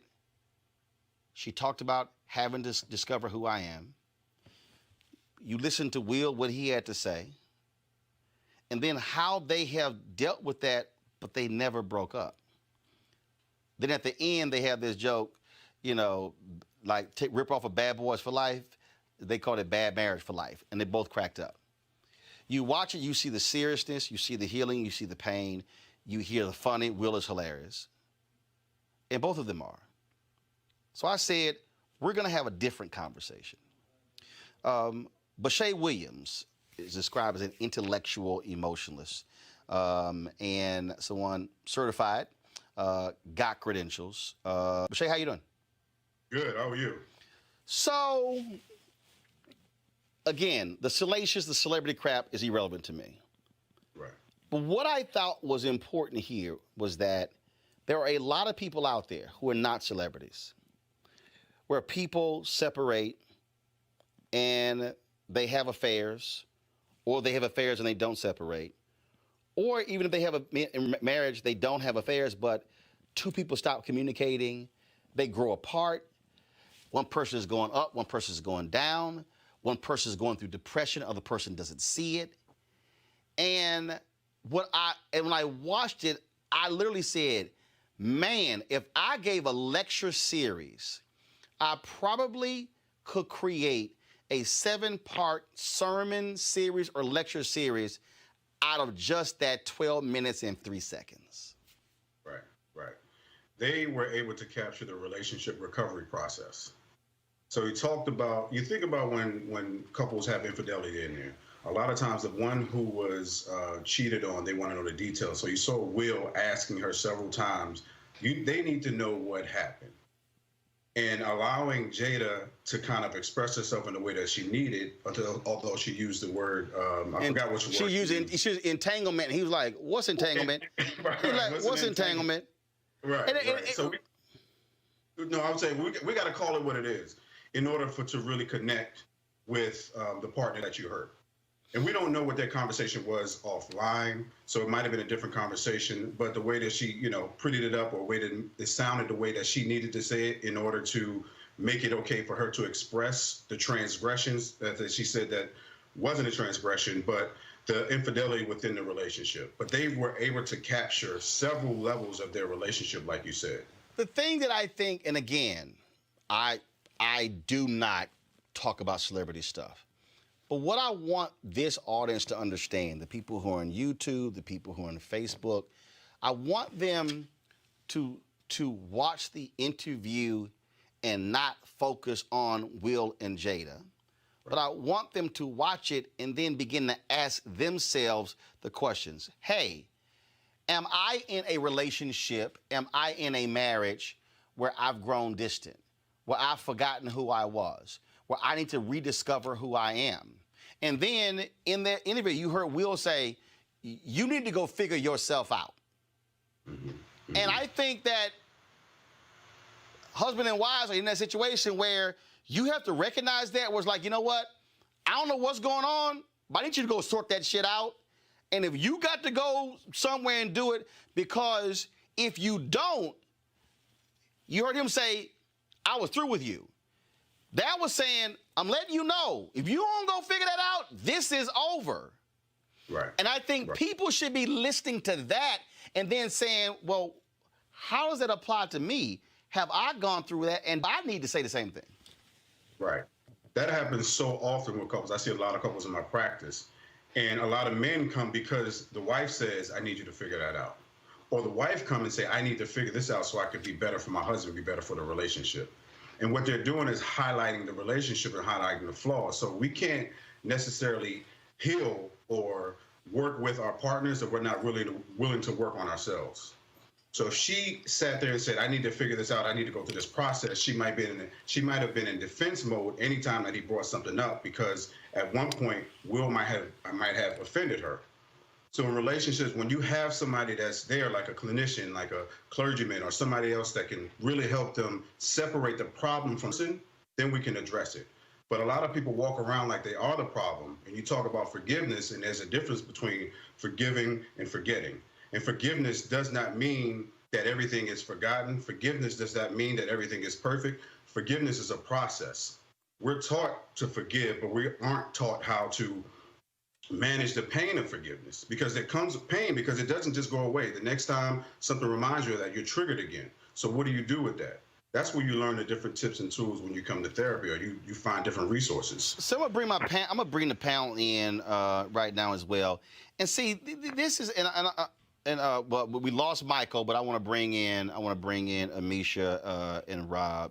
And Amisha, I'll start with you. You got questions for our guests as well. So this is what bugs me. So somebody writes, Danielle Lake, what is Roland talking about? They both be doing dirt. She just got put on blast. See, you just missed the whole point of the conversation. Then somebody over here said, who else doesn't give two craps about Will and Jada? Raise your hand. Rich people with problems. Their life, not my life. That was by Duncan Sawyer. Here's why all of these people who are running their mouths on Facebook and YouTube right now are not getting this. It's because they can't act like they are people who they know, or even themselves, who are having problems. And what I'm trying to get folks to do is to watch the video or discuss the video through another prism and say, this ain't about Will and Jada. You can replace them with your mama and your daddy. You can replace them with your sister. You can replace them with you or your husband or your wife or your cousin. The fact that what they are describing, not what she did with this other dude, but what caused a breakdown in a relationship, that is what black folks need to be discussing and sharing, so we don't immediately, Amisha, go to, I'm out, I'm done, it's over. Absolutely, Roland. In America right now, our divorce rate is what? Upwards of plus 72%.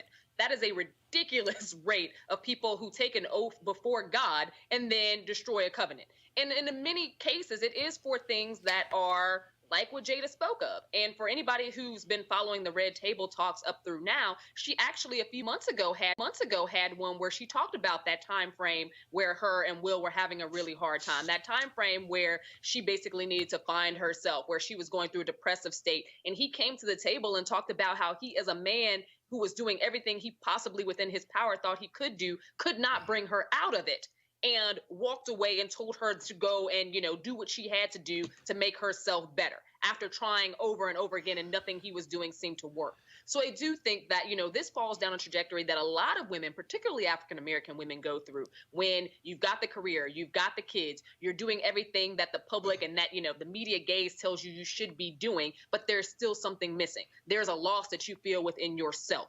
And I think that during that time, many people make decisions they probably wouldn't have made outside of that. And what we see here is a couple who has put more faith and credence in their relationship than they have transgressions that happened while she was going through her series of different bouts with depression. And I think that that can teach us a lot about putting your relationship, putting what you've built ahead of your own desire to get back at somebody, your own anger, your own set of feelings, because it is a maturity that it takes to even get to that point. See, Rob, I see this dude, Lorenzo Holmes, on YouTube. We don't care.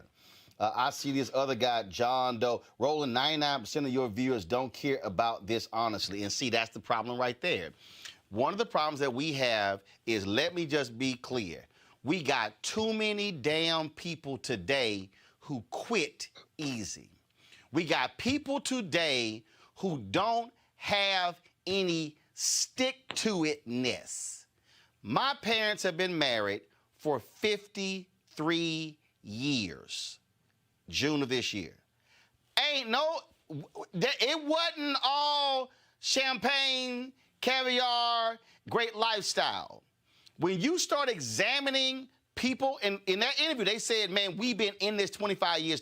What they were saying is, we could have easily walked away, got our money, lived our best life, but we chose to fight for this as opposed to walk away. So for John Lorenzo, y'all can take y'all ass on. But there's somebody watching this right now, and they can be empowered in terms of getting the right advice and counsel. Rob, I'm going to go back to Bashay. Go ahead, Rob.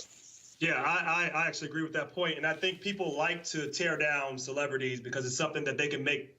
They feel better about themselves tearing down other people, tearing down people that look like they're on a pedestal or something like that. But often, if you feel good about doing that, that says more about you than it does the people you're trying to tear down. So, the question I would have for the expert is really, how do people get to the hard part of the self-awareness? Because that seems like that's one of the hardest things to do. You can always figure out a way to blame the other person. I can say, I'm like Will Smith. Well, this is Will Smith's second marriage. I went through a divorce, and what I often tell people is, I'm not going to blame my ex-wife for why everything went wrong. I have to take responsibility for the things that I did and who I was, and learn from that experience, and learn to be a better person. How can people take that experience? I think take that lesson from this experience versus, oh, look at those people and let me just look at an opportunity to tear them down because they have problems. See, Bashay, the reason I'm talking about this and giving it this amount of time, because right now, there are black children who are being negatively impacted by divorce. There are black children. There are the children of divorce who are now adults, who are still dealing with the trauma, people operating as ships passing in the night. There are people right now who are watching us, who in their 40s and 50s and 60s, and never reconcile the drama that existed from their parents and how what they saw and experienced then translated into their own relationship. And let me be real clear, to Rob's point, I was married before, 6 years. And things I saw and began to point out, and I made it clear, I said, look, I'm gonna do whatever I need to do to save the marriage. That wasn't her view. That's how some folk are. But we're operating in a world, Bashay, where a lot of folk don't want to deal with their personal stuff They simply want to put it and say, it's all you. That's why when I hear somebody say, all of my relationships have been bad, I go, you know, you the most consistent point of all your relationships. Doc, go ahead. Yeah, I think what happens is when you look at the celebrities, what people try to do is they look for an unhealthy way to normalize the dysfunction in their relationships. So if I'm not a celebrity and I have a dysfunctional relationship where it fails, and then I see a celebrity who's all over the news, who's supposed to be this perfect thing I'm supposed to look up to, and they fail. So now I can say, well, they're just as bad as me.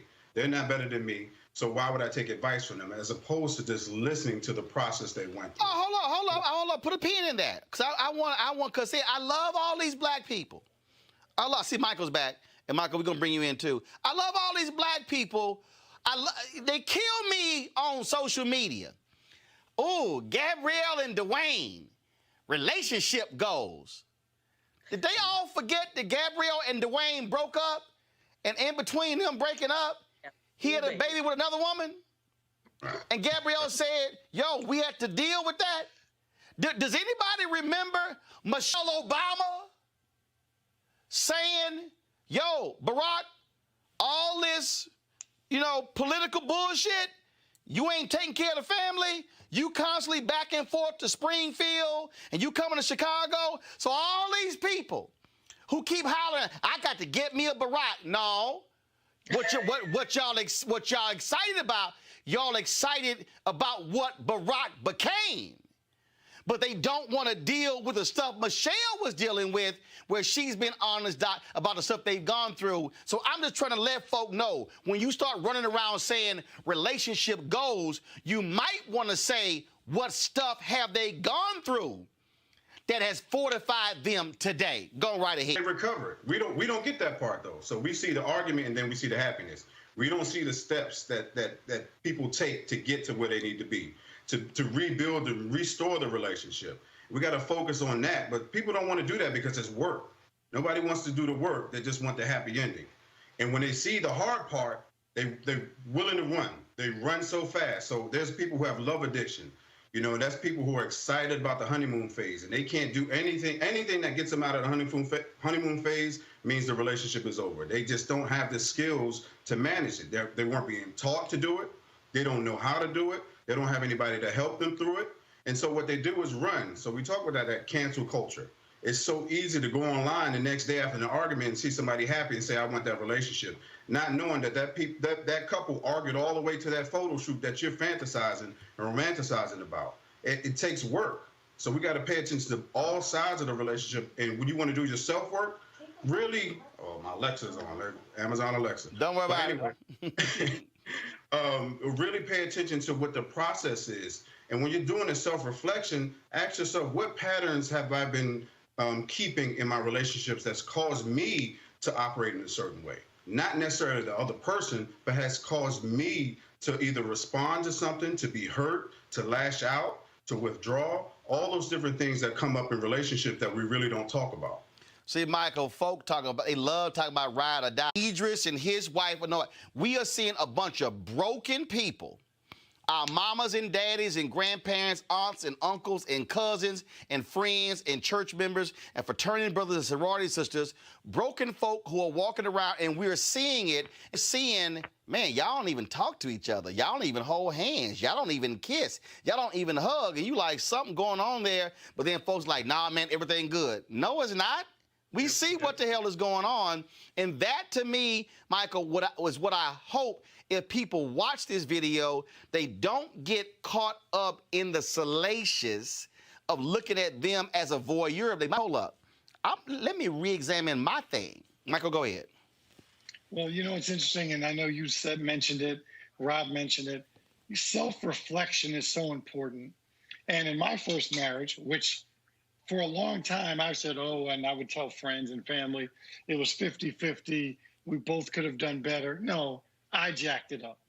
And once I kind of realized that, expressed it, then my ex-wife and I could have a different kind of relationship. We have children together. We need to make sure that we have a constructive relationship. But it didn't get constructive until I apologized for jacking up the marriage. And now that I'm remarried, I've learned a lot, and I hope I'm doing better. I don't need to hope. I am doing better. And so when we are getting advice from celebrities, I think you can put it in a blender with every other piece of advice that you get from your family and friends, pull it out of the blender, and then make the best decisions you can and how to move forward.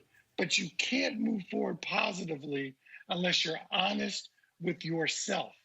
Until you do that, doesn't matter how many counselors you hire, how many group sessions you sit in, how many online chats you go on, unless you're honest about yourself, it's going to be difficult. Bashay, go right ahead. Go right ahead. Yeah, the same thing. Honesty and vulnerability, you have to be willing to do that. You have to be willing to take whatever response you get from it, because it's not really about them, it's more about you. Because if I'm having a relationship with somebody and I did something wrong, if I say, okay, I did it wrong, now I can acknowledge the behavior.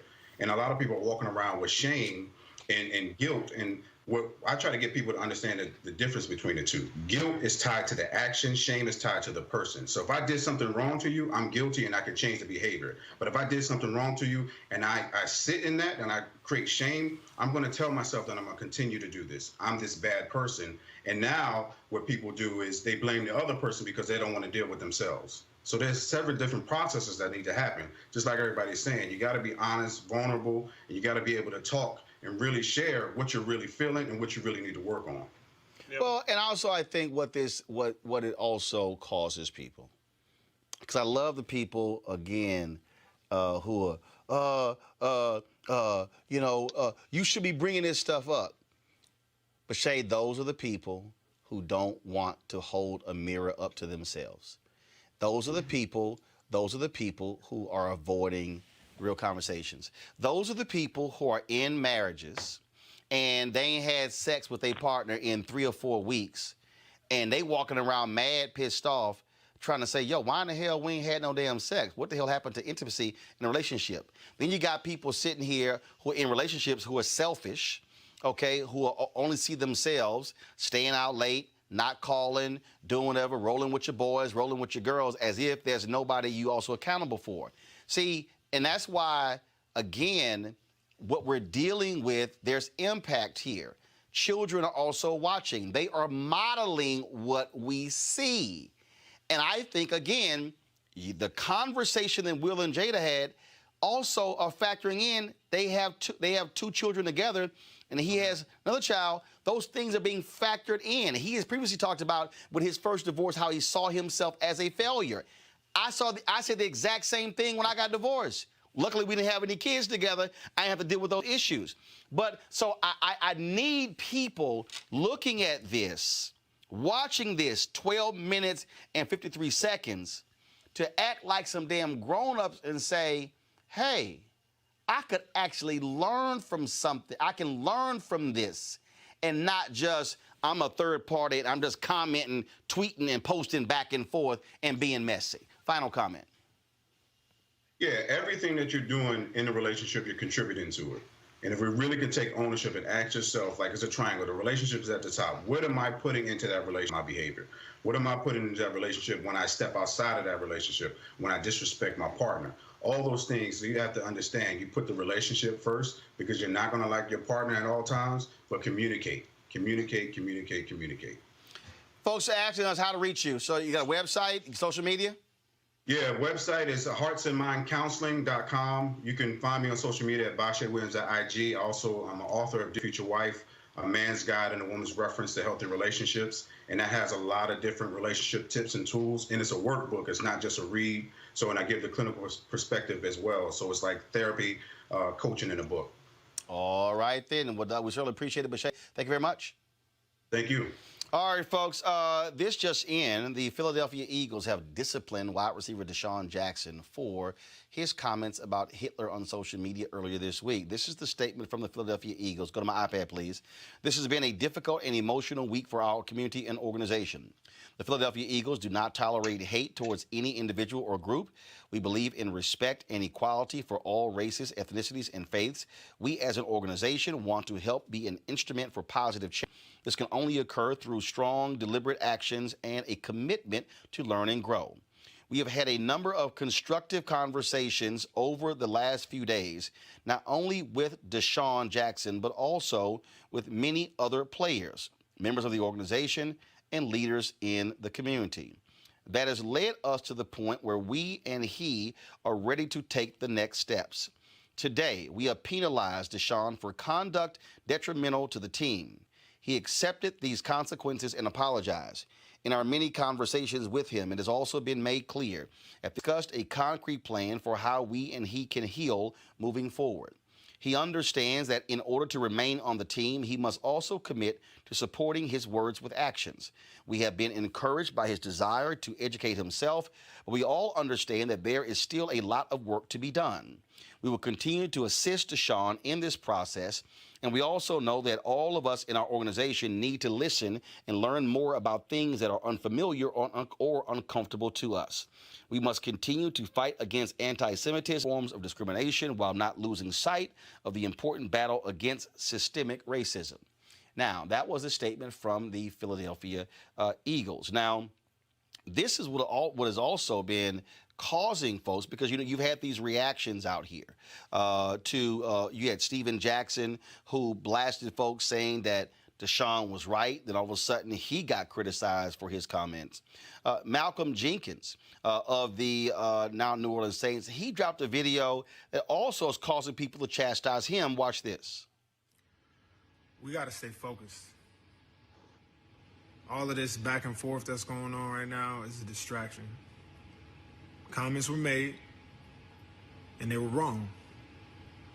Allow those who were impacted by it to voice their grievances.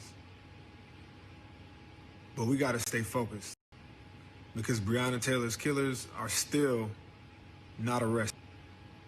We still fighting for justice. We got a lot of work to do, and this ain't it. Stay focused. To some folks, it's because this is what he actually said in the post. We can honor the Jewish heritage and trauma while staying focused on what matters. Jewish people aren't our problem, and we aren't their problem. Let's not lose focus on what the problem truly is, and that's that Black lives still don't matter in this country. Push this energy toward arresting and convicting the killers of Breonna Taylor and burning systemic racism to the ground. Rob, the issues with that, Malcolm Jenkins is one of the biggest criticisms of Drew Brees. And so what folks are saying is, if you are against hate, then you can't be dismissive when somebody makes anti-Semitic comments, but then you are upset if somebody then says all lives matter. Your thoughts? Yeah, I mean, it was a bad statement. It was an inappropriate statement. It was an anti-Semitic statement, and just say that. End of sentence. Like, I don't see why we have to choose between saying, okay, we're rejecting anti-Semitism and we're rejecting racism. We can do both, and we should do both. And I don't understand why there was even a choice between the two. I think it was a false choice that was put forward, and it was just inappropriate. So he should just let the apology go, and then don't even say anything on the comment. Like, I didn't understand what he was trying to do by adding that additional statement. The man made a bad statement, made an anti-Semitic statement. He apologized for it, and he needs to have, bear the consequences out from that and move forward. What this is, Amisha. It reveals that there are black folks who don't care about other folks' pain. So when you hear Malcolm Jenkins saying his part, what he's really saying is, hey, that's Jewish folks' problem. But it's hard to also then say, well, I need everybody to care about our pain, but I don't care about somebody else's pain. And when you saw the reaction there was some Jewish NFL players who said, yo, how is it that you want me to stand with you as an ally, but you won't stand with me as an ally? The irony here, Roland, is that this isn't a new revelation.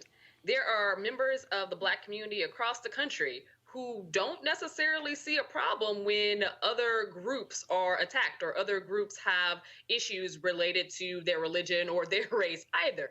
I find Malcolm Jenkins' comments to be interesting because I know Malcolm personally. I know his commitment to diversity, his commitment to ensuring that civil rights and justice are definitely things that we continue to see progress in.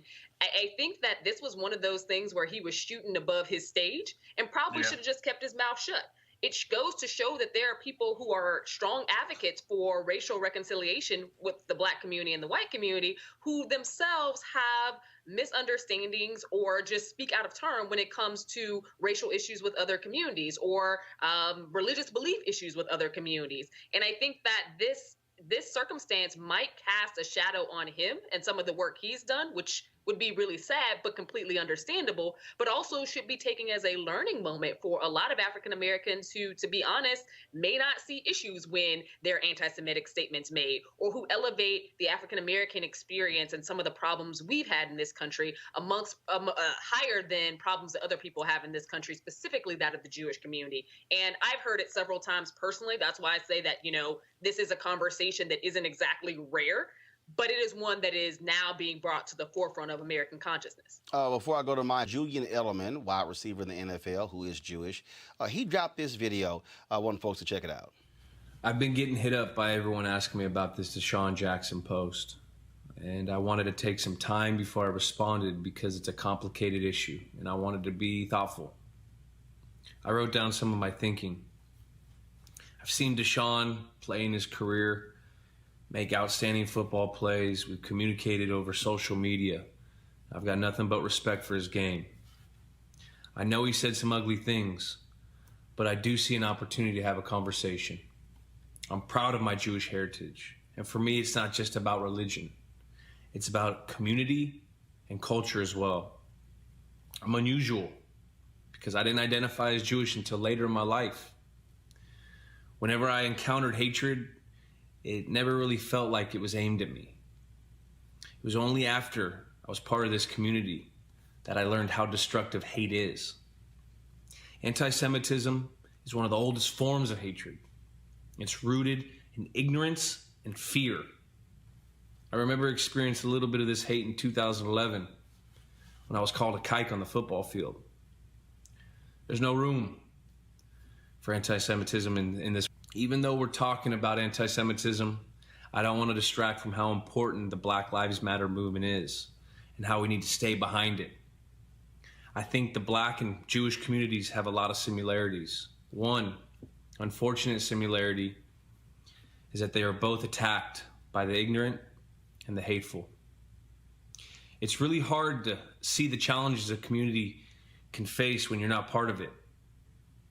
So what we need to do is we need to listen, we need to learn, we need to act.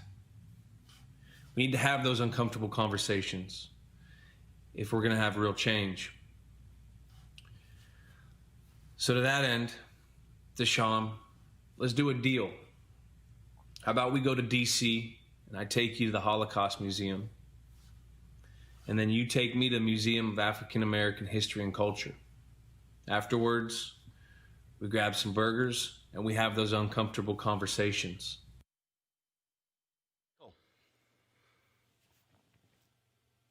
Michael. Wow. All I can say is wow. I mean, I'm not a fan of the New England Patriots at all. I don't really, but that was impressive. I mean, that's how you fix problems. What he just laid out in a very thoughtful manner. And I mean, wow, that was very impressive. I really don't have really much else to say about it. It was really, one of the things I was going to say before you played the video was keep in mind during the civil rights movement, it was rabbis and members of the Jewish community that were some of the first white faces standing in those protest lines.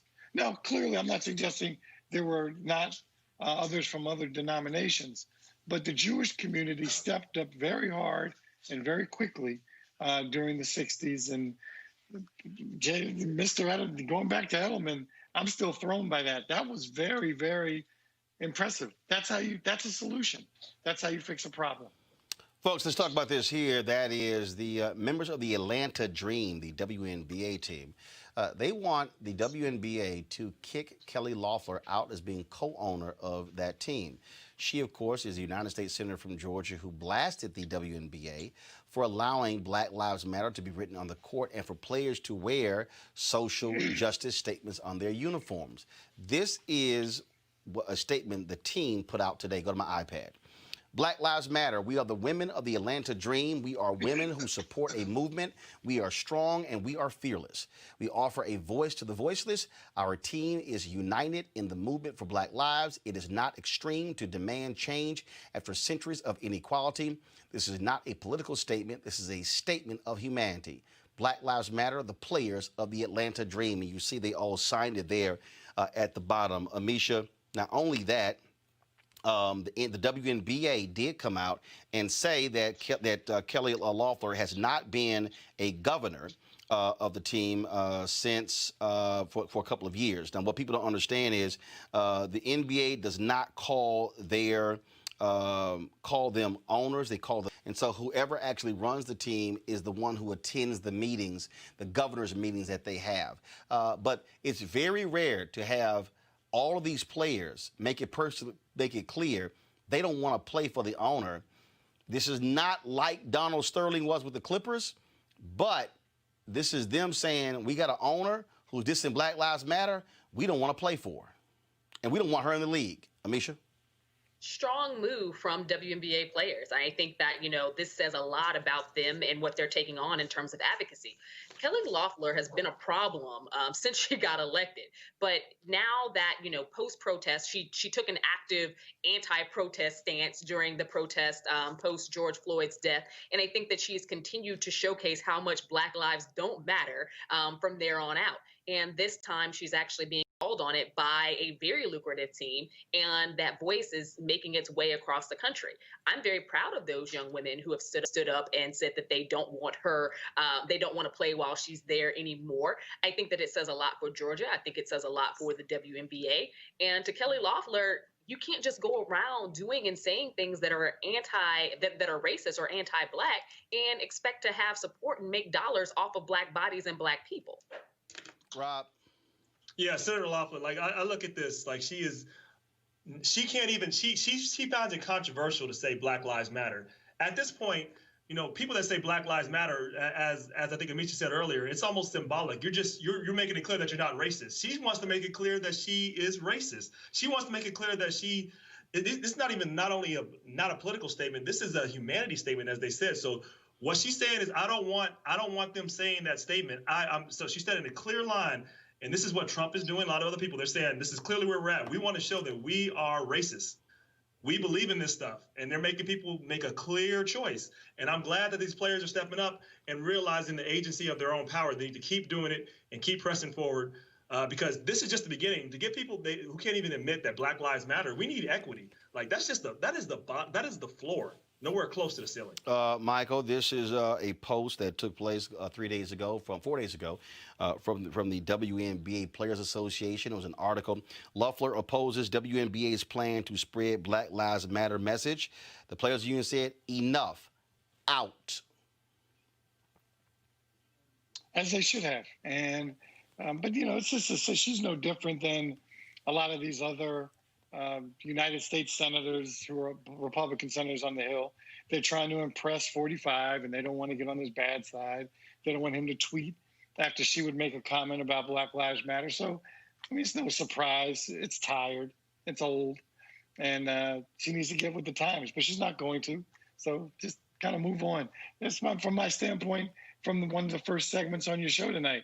I don't even know why we give people like her the day, because the WNBA players did exactly what they were supposed to do. We need to give them the courage or coverage outside of the senator. She's just tired. Whatever.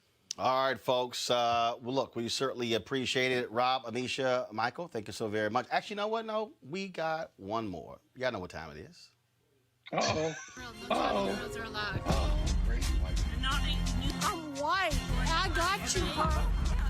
Illegally selling water without a permit on my property. Whoa! Hey! number. Give us your address. You don't live here. I'm uncomfortable. Black man sitting in his car, white woman rolls up on him. He's like, what do you want? I live here. She goes, no, you don't. Go ahead. I already did. Good. On your way. Good. Right here. This lady's crazy, y'all. I'm at my house. I'm at my house. Huh? No problem. No problem. This lady's in my way at my house saying I don't live here. This woman is saying I don't live here. This is my house. You crazy lady. Another white lady pulling some old bull crap. You know what? Why did you say you don't live here? Why don't I live here? I don't have to. I'm waiting for my son to come outside. I don't have to do anything you say, lady. Why do you don't think he lives here? Good. She already called the police. Another one of those ladies on TV, on the internet. No, come back. Why are you running? Fuck me. Why are you talking like that? There's children out here. What's wrong with you?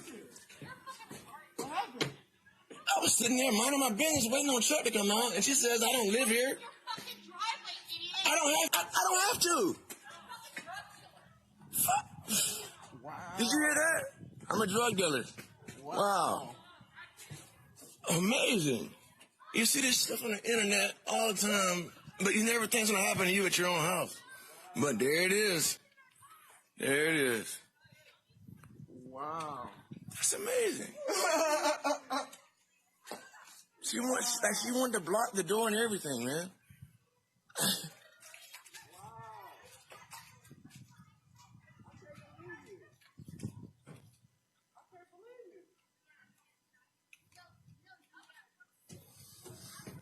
Wow. My God. Michael, these white folks are acting like we're back in South Africa where you had to present your papers to prove to them your citizenship. Absolutely. By the way, you always do that extra line of research. Did she lose her job or anything? Because I love when you do that with those folks. We're waiting on that. We're waiting on that. Well, we certainly she should be losing it shortly. But Amisha, that's really what we're dealing with. This whole deal of who are you? What are you doing here? Where these folks feel they have the right to challenge black folks who simply are existing. It's always completely baffling to me that there's an expectation that a complete stranger who walks up on you, you now owe them some type of residency papers, or you owe them, the showing of your lease. It's I have never seen a person in my building or around my building that I felt it necessary to go and ask whether or not they live there. I just haven't. So there's something that is within these individuals that gives them some sense of urgency, a sense of Amisha, it's whiteness. What it is, it's no different than the video that we showed when the brother was just walking his dog and the white woman rolled up. Or the sister who went to go pick up, somebody I guess put out up there, if you want some dog food, just come and get it. I think it was some notice in the neighborhood, and the sister went and picked it up, and then a white man followed her all around. And he was like, well, who are you? Where'd you come from? What did you pick up? Show me the dog food. I mean, no, it's whiteness. What it is, I'm telling you, this is just like during slavery, during Jim Crow, South Africa apartheid. I, being white, have the absolute right to question you regardless of anything. That's what it is. And we had call the police when you don't respond. Hold on. Amisha, go ahead and Rob. And then call the police when you don't respond as if you owe them something. I think that, it escalates beyond I'm just trying to figure out who lives here, which is also inappropriate. Now it is I'm going to call the police because your mere existence on this property means that you're illegal. Rob? Something you've done is illegal. Yeah, I was 12 years old. The police were called to me when I was playing video games at an actual bowling alley. The police pulled up, assumed, and actually listened to the manager of the bowling alley, said that I threatened his life. None of that actually happened. This happens all the time. And this is the power of social media. This is the benefit. This is being exposed. And it's been allowed to go on. It needs to stop. We need to end it. And this needs to end right now. I'm going to tell you something right now, okay? Let me just be real clear. Anybody white, if your punk ass walk on my property and ask me to prove that's my house, I'm going to call the cops. First of all, I'm going to call the cops on your ass for trespassing. Let me be real clear. Now, let me tell y'all something in Texas. I'm letting y'all know. This ain't like, let me be real clear with y'all. That story out of Michigan where they were in the mall and a white woman pulled a gun out on a black woman and her 2 daughters, and then her and her husband got arrested. Let me tell y'all something in Texas. When somebody step foot on your property, you got the right to defend yourself. That's also staying your ground. I'm trying to warn white people. Y'all are gonna roll up on the wrong brother or sister, and you gonna come get in somebody's face on their property, and they gonna shoot your ass, and they gonna say you were threatening, you were on my property, challenging me, and they gonna invoke stand your ground. I'm telling you. We do this segment, and white folks need to understand you cannot keep rolling up on black folk, acting like you the po-po, and you have the right to demand to see our ID and question that we live somewhere. I'm telling you, it's not gonna end well for somebody, Michael. I'm telling you, it's gonna happen.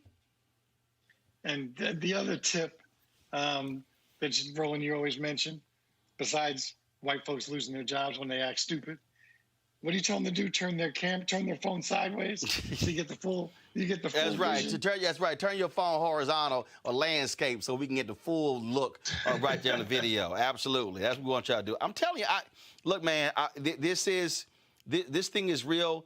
There's to Amisha's point, they have this whole. I got the right to question you.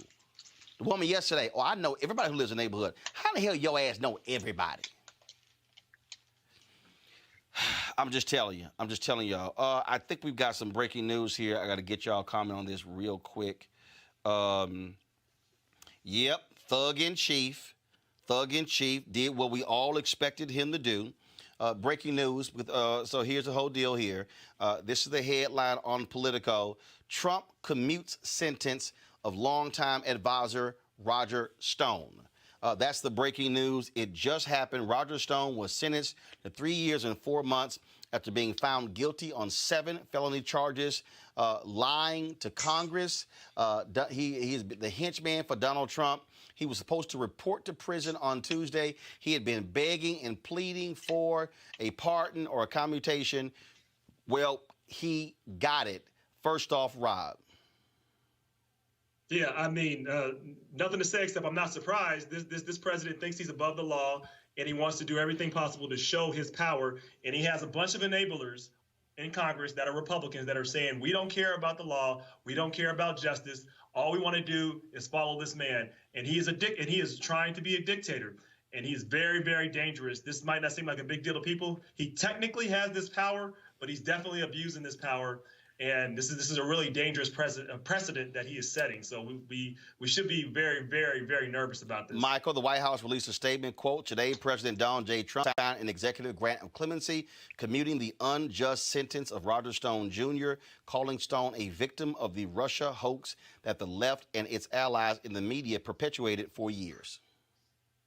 Yeah, interesting to me that he did the clemency and not a pardon, because he's still a convicted felon. So he just didn't have to relieve and deal with his sentence. So I just find that interesting that he didn't go all the way for his good buddy.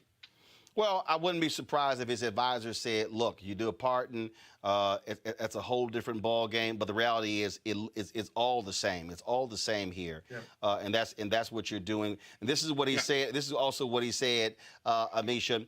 Roger Stone, this was a tweet from Shannon Bream. Roger Stone has already suffered greatly. He was treated very unfairly, as were many others in this case. Roger Stone is now a free man. The thug in chief strikes again. Roger was treated exactly like he should have been throughout this process. The man was found guilty of over 25 plus crimes. And Roger Stone has been a shady actor from jump. He was a shady actor before he got involved with Donald Trump. And he continued those actions while there. What this has shown is the high price of loyalty for Donald Trump. When you are loyal to this man, he will move heaven and earth to try to keep you from facing the music in terms of the crimes you've committed. He has commuted, or he has used the judges that he packed the courts with to get several people off who have been in associates of his during his administration. People who have helped him with the Ukraine scandal, people who have helped him through, the Russia scandal.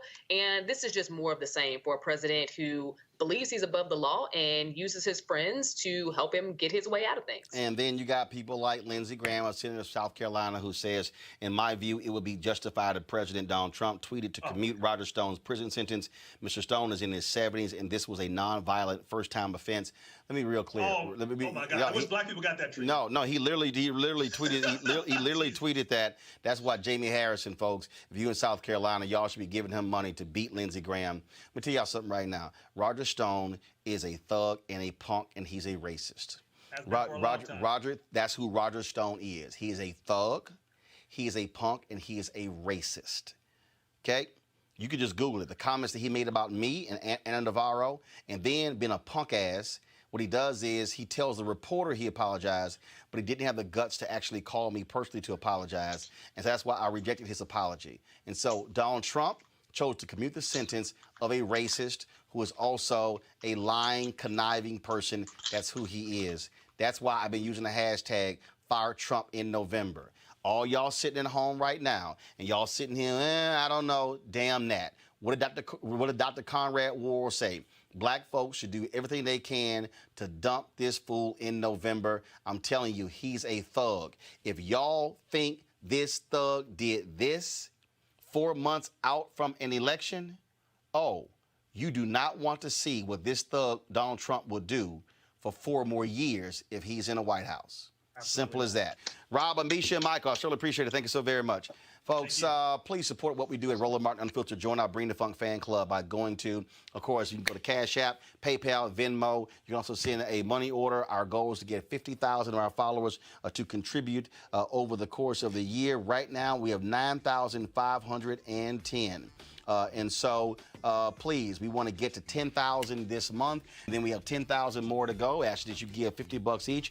Folks on YouTube, it's 3,840 of you. You can give right there on YouTube, or you can go to Cash App /PayPal.me/R/Martin-Unfiltered, Venmo, Venmo.com/RM Unfiltered. And of course, you can send a money order to New Vision Media Inc., NU Vision Media Inc., 1625 Case West, Suite 400, Washington, D.C., 20006. All right, folks, as we always end the show on Friday with, today is Friday, right? Damn, it feels like Friday. Damn, it feels like a Friday. It is Friday. It feels like a Friday. I'm like, dang, my day's been running together with this coronavirus stuff. I don't even know what the hell a holiday is, birthdays. I can't keep up with nothing these days. All right, folks, I will see you guys on Monday. And here is a list of our charter club, all the members of our Bring the Funk fan club.